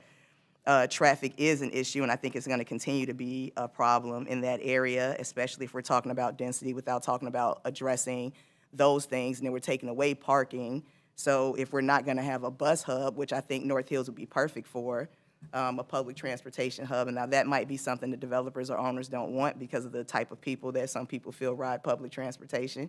But if we're talking about creating a connective, walkable city, then that means public transit also. That doesn't mean just creating a segregated community of people who can live at North Hills that don't take into consideration long-term resident concerns when it's talking about developing it. And I think that sometimes those are things that we don't take into consideration. The increased height and density, the hard transitions with the height that do not add to housing. And I don't necessarily think having hard transitions that don't provide more housing is necessary for the city, especially in a time where people are losing jobs and don't have money to spend and whatever retail spaces are going to be built. I think that also finding out that there actually won't really be any expansion that was spoken of in the development on North Hills is important to take a point of, because when the presentations were made, it made it seem like there was going to be this addition and expansion of North Hills, and now we're told it's just going to be spot cleaning and the rest is going to be added to other parts of the city. So a sidewalk will be connected here, a pedestrian street put in there, but that doesn't, I don't think, answers the situation that's going to be caused by more people and congestion and transit in North Hills with this increased density.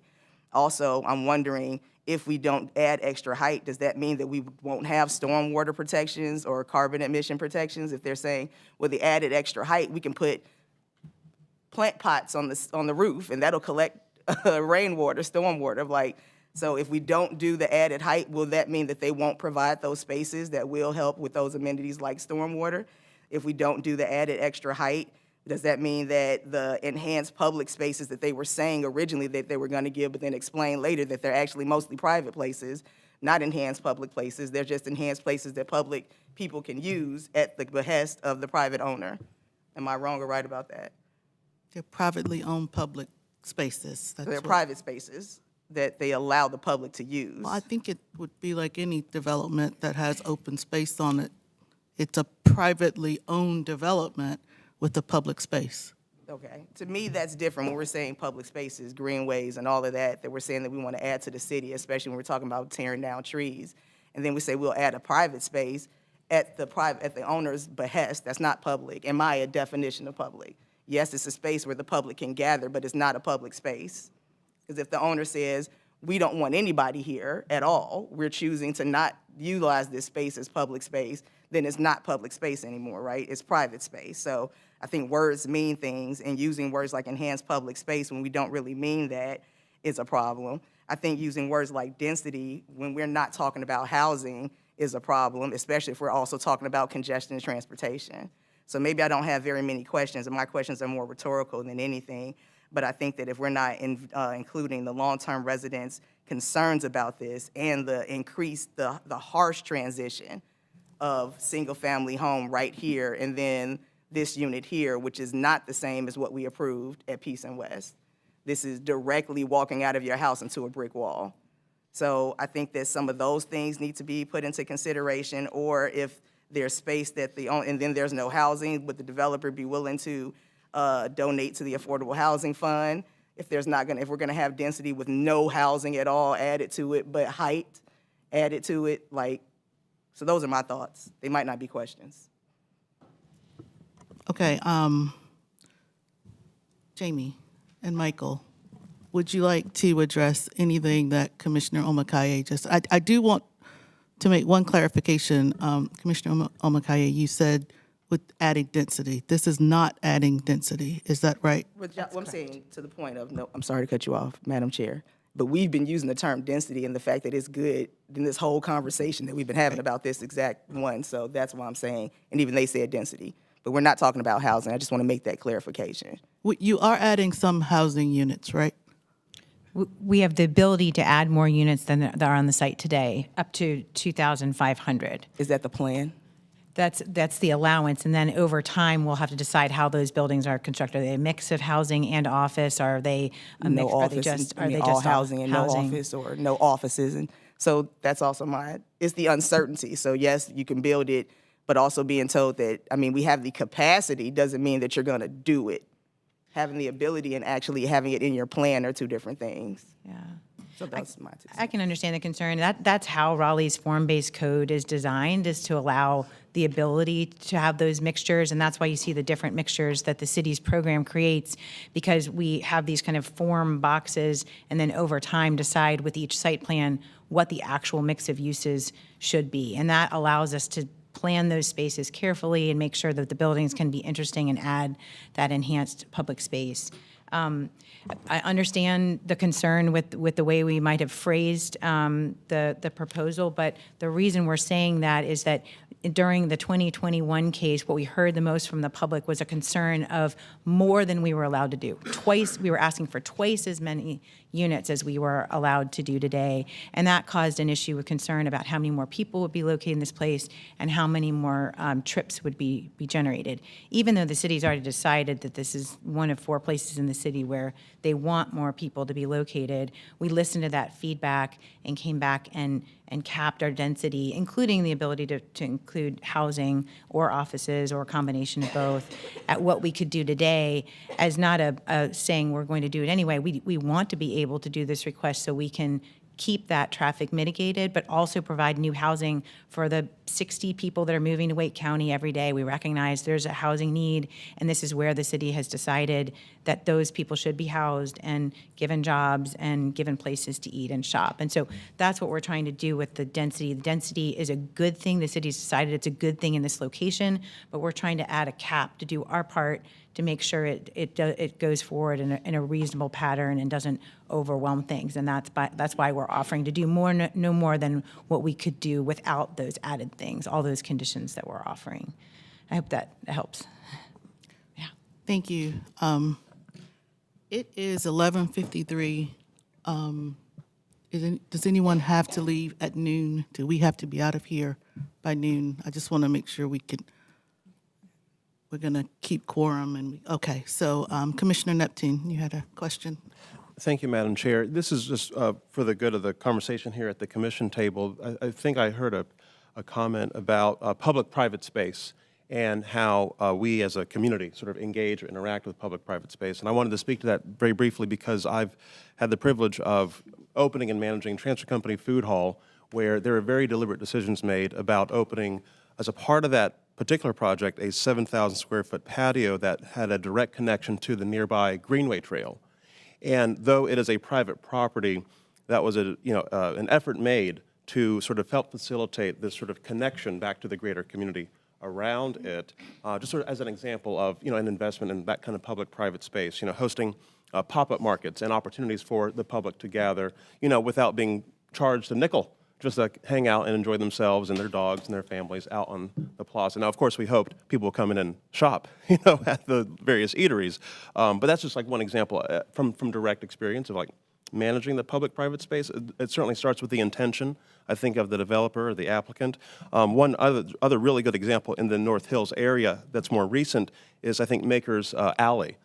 This is a part of the North Hills Innovation District where, again, they're investing in bridges to connect to our greenway system. They're investing in sort of open space where the public can gather without necessarily having to shop at any of the nearby areas. But I just want to acknowledge, I think that's something I do appreciate about the investment in sort of what I would consider to be civic infrastructure, the sort of third places where we can gather, much like our parks, which I love, as I think people know. But I think we need an entire ecosystem of places in which to gather, including truly public spaces like our parks and the public-private spaces like the places that we gather and enjoy, food, beverage, music, and art. And I think there was a comment earlier from Commissioner Otwell about public art and what that could look like. I will say it has been impressive watching this particular applicant facilitate public art on a variety of projects from Smoky Hollow through North Hills. I mean, I'm talking large-scale, murals and works of art by local artists. And so I know I've come to appreciate and respect that effort made to support local artists, to incorporate public art in a fashion that can be enjoyed by all. And then last but not least, I'll wrap it up by saying, as far as housing is concerned, which I am deeply concerned about, I mean, I myself, am trying to thrive and survive here in the city as we continue to grow. Something I appreciate about density is that we are absorbing demand. In other words, we talk about creating an opportunity for potentially thousands of new units. I understand that I may not necessarily be able to afford one. I certainly hope so.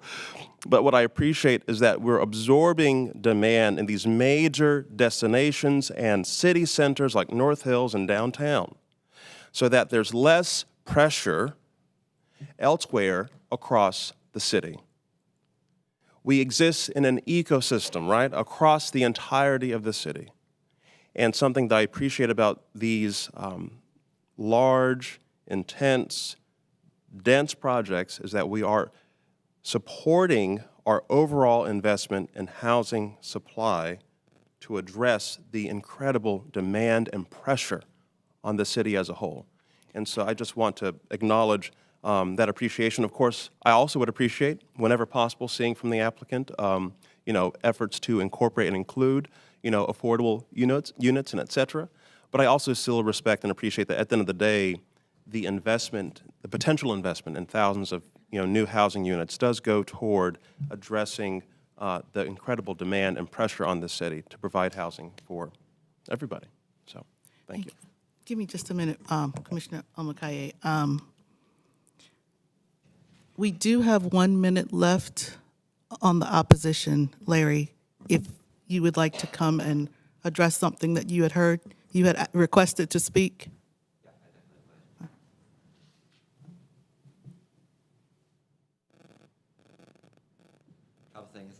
Couple things, and I'll make them really quick. You can go higher. You don't have to go over 20 stories. You can still get more open space if you just go to 20 stories, and you will still have green area. That's one thing that's a given. The other thing is there is no affordability, and if people think that these units are going to be affordable, they don't know Kane Realty. Kane Realty has never provided affordable housing to date. Smoky Hollow was a prime example where it wound up going money to the city rather than building what they were supposed to build. And one final thing, if you allow buildings here to go higher than 20 stories, you will see a proliferation of buildings higher than 20 stories, but there's nothing to stop it. You've just invalidated the Midtown Area Plan, which is supposed to be guidance for growth for the future. And that's a basic part of the comprehensive plan, and you're ignoring it. So I appreciate the extra minute, and I'm finished. Thank you. Thank you, Larry. Commissioner Omakaye and then Commissioner Shelburne. I just want to piggyback on a little bit of what Commissioner Neptune stated and just adding to what the gentleman just stated here about we can go to a distance without going too high and still providing that if we're calling that public space, that if the applicant is intentional about creating green space and public space, the height will not matter. They'll make sure that they do it. It's not going to be an and/or situation. And also the connection to greenways. I don't think we spoke about that here about this project. So some of the examples that Commissioner Neptune was giving doesn't necessarily apply to this. And also just restating that there is no guarantee for housing, though there's a guarantee for density. So this job does not necessarily add or take away from the housing supply. It just adds density and ability to build higher buildings in certain spaces. Commissioner Shelburne. I really didn't want to speak again, but affordability came up, and that's my thing that I've done for the last 20-something years. Any added housing helps with affordability. I get that's not intuitive, but luxury housing helps with homelessness, displacement, and rent burdens. That's just the fact. And if anyone wants to debate that, they can also debate that the earth is round. That's literally how clear it is. Be happy to catch up with someone about that later if they want. But I had a former boss that said I was the quickest to the bottom line person he'd ever met, which apparently isn't necessarily a compliment. But I live in this area, like literally in the shadow of this. I walk, I bike, I drive. I took the bus here today. I got my quarter to take my bus back home. So I share the disappointment and frustration of most of what folks are talking about here today on a daily basis. That's not relevant, though, to the question of can this be a 20 or 40-story building? Very little of what we discussed today is relevant to that question. That's our bottom line issue. Some of it is, but some of the things that come up, but a lot of it are not. And so we really just need to focus on what is the question before us. Can this be a 40-story building? I personally don't have any problems with that at all. Thank you, Commissioner Shelburne. And Commissioner Fox. I guess maybe it's a question for the applicant. It was just a comment. I've heard people concerned about safety in tall buildings. You know, it's been my experience. Projects have to go through a building plan permit review process, which is pretty rigorous. The building code associated with tall buildings is very specific in how it lays out requirements for how people exit a building. Has that been your experience as well? That's right. And we've been speaking with months with staff, both in fire, transportation, about their plans for how to have safety plans, fire plans for buildings like this. As you know, downtown has many buildings that are over 20 stories. And for places like this, which have been designated this regional mixed use since 2009, they've got those plans in place. They've already been planning for those types of structures to be coming in. The Midtown plan itself expected at least 20 stories in some areas. And so if this zoning were to be approved and a site plan were to be submitted, it would not only go through the horizontal layout, but all of the structural and fire safety. The building code is all about life safety. And so all of those things would be addressed by your very capable staff. Thank you. Jamie, while you're standing up there, would you care to address the comments we've heard about this proposal not including the bus transfer hub and affordability like the previous one did? So the bus transfer hub on the Midtown area plan is actually at a point north of the site. It's not designated for an area on the site. And when we began these discussions with staff talking about what the plans were for transit and transportation in this area, those plans are still rather fluid. The bus rapid transit plans are still going through, and the city is still evaluating what those routes are. And so there was a discussion about how to be able to accommodate that through the code and more ideal places of where that transportation hub could be, depending on how those routes are scheduled. Today, there's existing transportation and transit service, bus service in Midtown and North Hills, and we would continue to work with staff to accommodate that wherever that location ends up being. But it's a little premature at this point because they don't know where exactly those locations would be. And the difference between 2021 and now is that there are requirements in the code of accommodating those transit stops. We've already talked with staff about where those could go, but they need the flexibility to be able to determine at the end of the day when those things go in, where that should be located. I think you asked me about affordability as well. Yes. Yeah. So in the prior case, and this is a significant difference, and not only the cases that you see come before you regularly, but specifically this case compared to 2021. In that case, we were asking for almost 4,600 units, so twice as much density as we'd be able to do in terms of housing. And being able to ask for that, those increased units offset the cost of the affordable units. That's how every affordable unit gets built in the city and financed, is that you have to have enough product to pay for those reduced rents elsewhere. When we heard the outcry about the amount of density and the amount of traffic and putting more people and not going beyond what we could do, we made the conscious decision to say we're not going to ask for more entitlement because we know traffic is a concern. And then when we looked back at some of those Midtown area plans, All of those Midtown area plans come into play when you're asking for rezoning and asking for additional height and entitlement. And although we're asking for additional height here, we're not asking for additional entitlement. So the policy that was in place before, the Midtown plan that kicked in, was asking for additional height. 10% of your additional entitlement that you're getting from those units is expected to be affordable because you're getting the other 90% of the units to pay for those 10%. Well, we don't have any of those additional units now. And so it's not kicked in by the policy, and I think the policy recognizes that when you don't have those additional units to offset, then at times it's not appropriate. And that's the decision we made in this case, was to listen to those voices about traffic and additional density and keep just with what we could build today. Thank you. Last thing, we had heard a comment about the $400,000 donation to the fire department. Could you explain how you came up with that? Yes, Larry is correct on that. That actually, and I appreciate Larry's passion, and we work together on many cases, and I welcome the discussion. We met with Larry on site and explained exactly how that worked, which is over the past couple of months meeting with fire and understanding what their needs were. We had offered in the previous case 1/10 of an acre to expand on the backside of what the city already has there, which is about 1/2 an acre.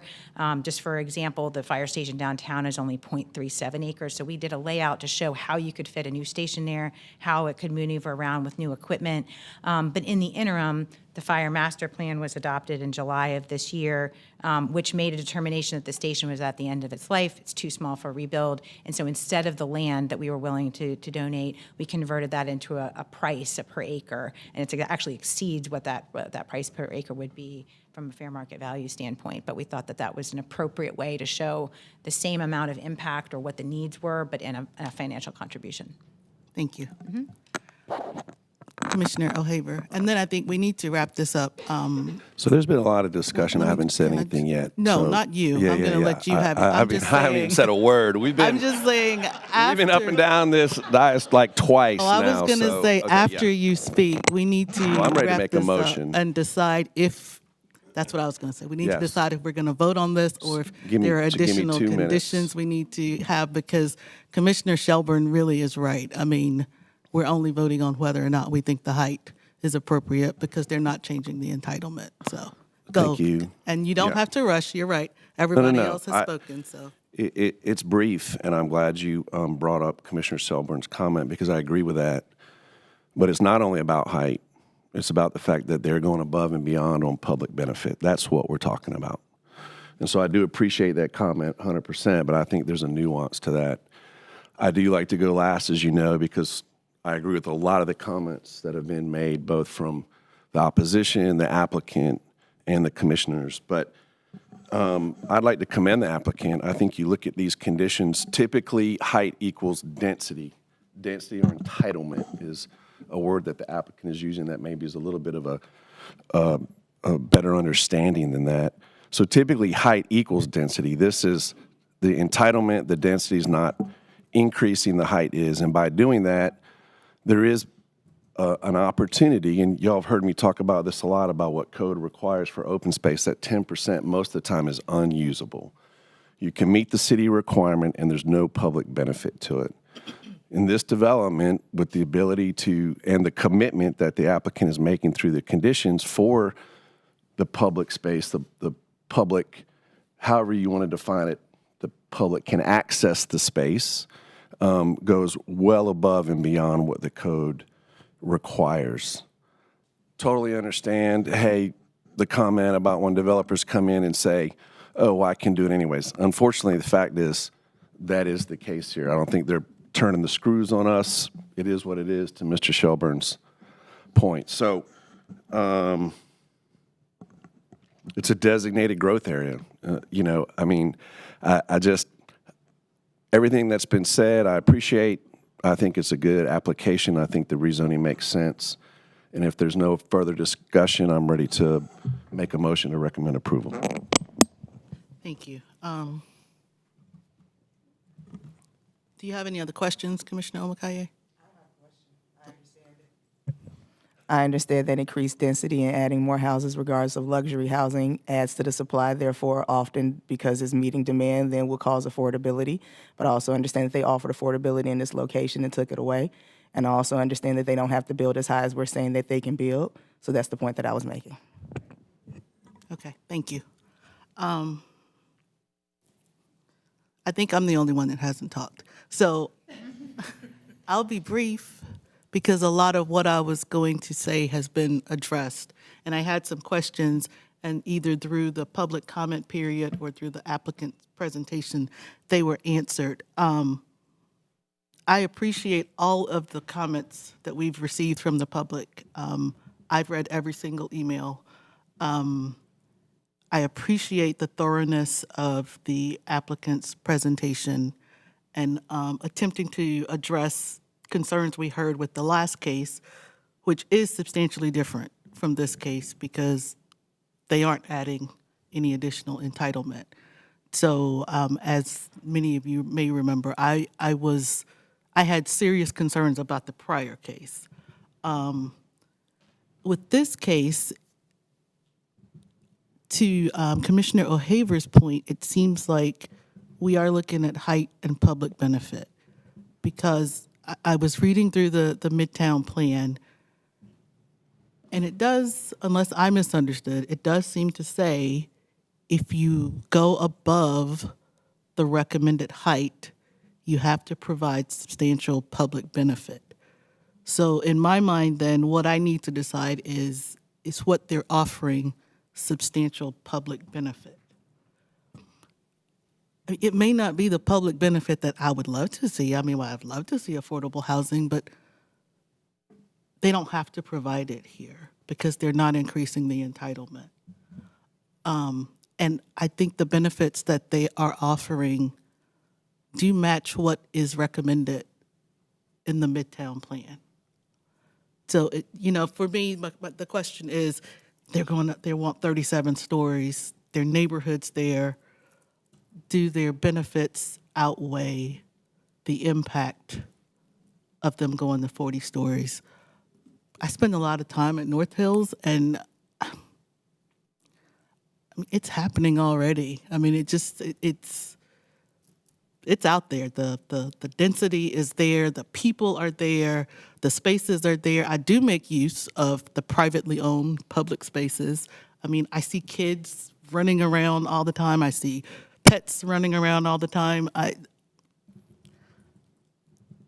tried not to like this. I really did. I really did. Because, I mean, I didn't love the previous case. And I read the public's comments, and I am sensitive to community concerns. I'm very sensitive to community concerns.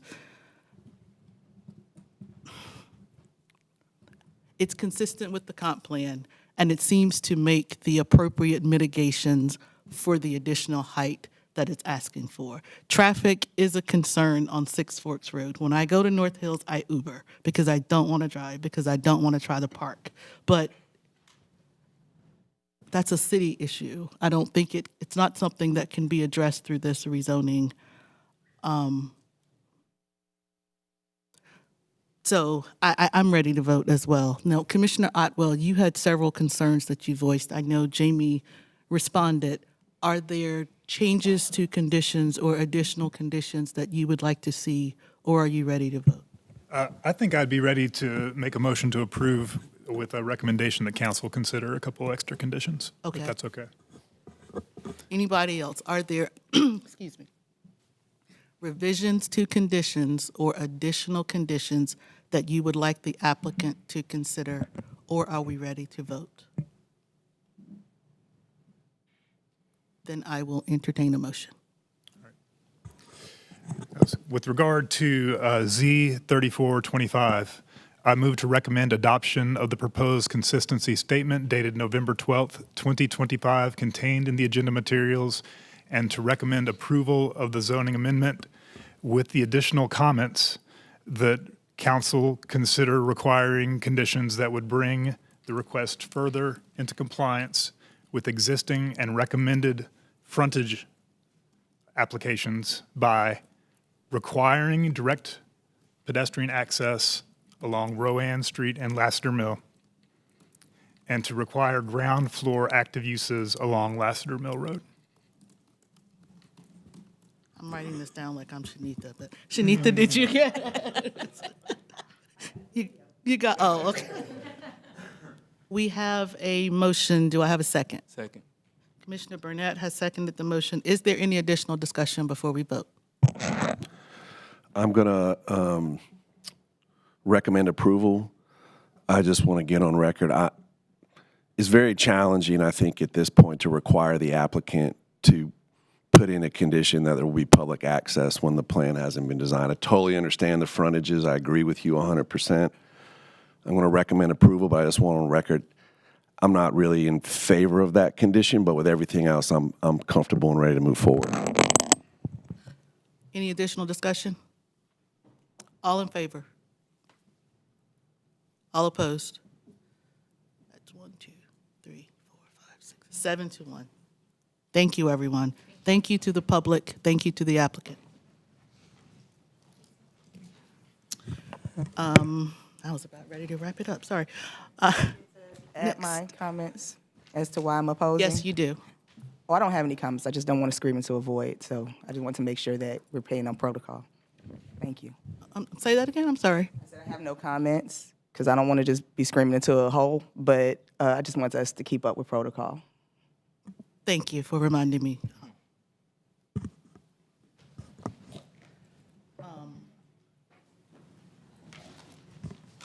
Moving on to report of the chair. I have no report. Report of the members. No report this time. No report, and I note that there are no issues on the list for the text change committee coming up in a week. And so as of now, we're going to consider that that meeting will probably not occur. Is that correct? You're looking concerned. Okay. Yeah, so I think that we're going to consider that meeting canceled for now. So we'll try to get back at it in January. No personal report. Thank you. No report. No report. Thank you. I was going to have to say I wasn't going to be able to make text change, so thank you for that. Do we still have the special cow on Thursday, though? Did we have a special cow? I don't know. I have that on my calendar. No committee of the whole in November Okay, great. or December. Great. Okay. Well, not great. That's just not happening. I mean, it's great. Thank you for sharing that information with me. No other report. I have a suggestion. If we're only going to be speaking on one thing, like if this whole case that we just heard was solely about height, then maybe in the future we don't get presented anything outside of the height. If this case was just speaking about height, if that's all we had to vote on, but we were addressing green space and stormwater, and that was all in the presentation, then maybe we just have a presentation on what we got to vote on and not have all the flowery stuff if there's no point in having conversation around it. We had a discussion about the case. There was a whole staff report that we had to review. We looked at whether it was consistent with the comprehensive plan. There are a number of policies in the plan. We discussed all of that. But at the end of the day, it came down to the height. I think that was clear from the staff report. But I'm not sure, we're not going to limit our comments. Oh, no, I mean, like As long as- presentation. If all we're talking about is height, then maybe we don't present about and have conversations about anything other than the height. Well, other things were relevant, so. But I thought they weren't, because then we were said that all we had to do was talk about the height. At the beginning of our meetings, one of the things I ask is that we be courteous to each other. And I think we're sort of tiptoeing on that line right now. So if you have some concerns about the way the staff report is being presented, we can discuss that offline, or you can discuss it with staff. But I think we handled this case just like we handle all of our cases. You may recall at our last meeting, Commissioner Shelburne was talking about how much time we were spending on another case. I think sometimes we just spend time on cases, but we're talking about things that are relevant to the case. I guess I just don't want in the future for me to have comments or questions that are not considered because all we're talking about is the height. Did we not address your questions, Commissioner Omakaye? I asked the applicant, I asked staff when each of us spoke if they wanted to address what we had said. Did I not do that for you? No, and I got a chance to address my questions, but they were irrelevant because we were just talking about the height. And, okay, thank you for your comments. You're welcome. Commissioner Neptune, No report. Commissioner Shelburne, No report. thank you. report of the assistant director, who's Hannah is sitting in. Filling for the in today, assistant yes. So director. nothing to add to what is in the agenda. I did want to say something about an ask or an opportunity related to Reflecting Raleigh, so the new comprehensive plan. We're gearing up into phase 2, which is policy development. Part of that is establishing technical teams to cover a variety of topics. And so looking for a nomination from the Planning Commission to be on the land use technical team. I would like to nominate Commissioner Shelburne. Didn't you offer? Well, I obsessively check emails because I've got ADD. So I saw the email about this and thought, what the hell? So I just volunteered myself. And I said I was on the Planning Commission, but that I wasn't recommended by the Planning Commission. So yeah, I just figured I've been bugging Bynum about when are we going to talk about this thing we're supposed to implement here. So I figured if I'm going to do that, I ought to at least put my money where my mouth is and be willing to put in the time. Now, but I don't know that my views are not necessarily in line with everyone's here. So I'm not going to say that I'm the right one to be the Planning Commission. I wasn't volunteering myself in that capacity. I did say I was on the Planning Commission, but I said I'm just volunteering as a citizen, as a planning professor, that kind of thing. You've been nominated. Do we need to vote on that, or? Okay, so she nominated, Commissioner Fox nominated Commissioner Shelburne. Are there additional nominations? Okay, so then, is there a second for the nomination? Commissioner Shelburne and I have our differences, but I trust him to properly represent the Planning Commission. Second. All in favor? Any opposed? Okay. You represent the Planning Commission on the land use team. And that was that. I just wanted to add one thing. I don't know if everybody remembers that the council had requested that we reconsider our procedures and bylaws to come into compliance with their standard template. So staff is going to be bringing maybe the next meeting or two a proposed revision to the bylaws to reflect the template. I don't think that they're proposing many significant changes, but sort of opening the door to discussion about changes in committees, given how frequently committees are canceled. So just wanted to highlight that. Thank you. Is there anything else?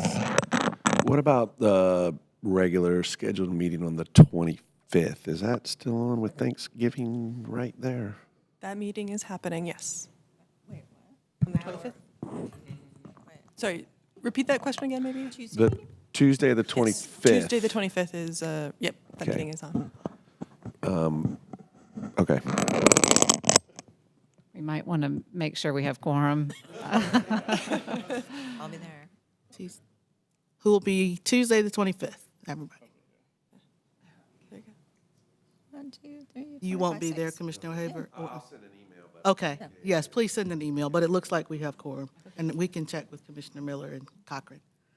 Awesome. Is that it? Thank you all. We are adjourned.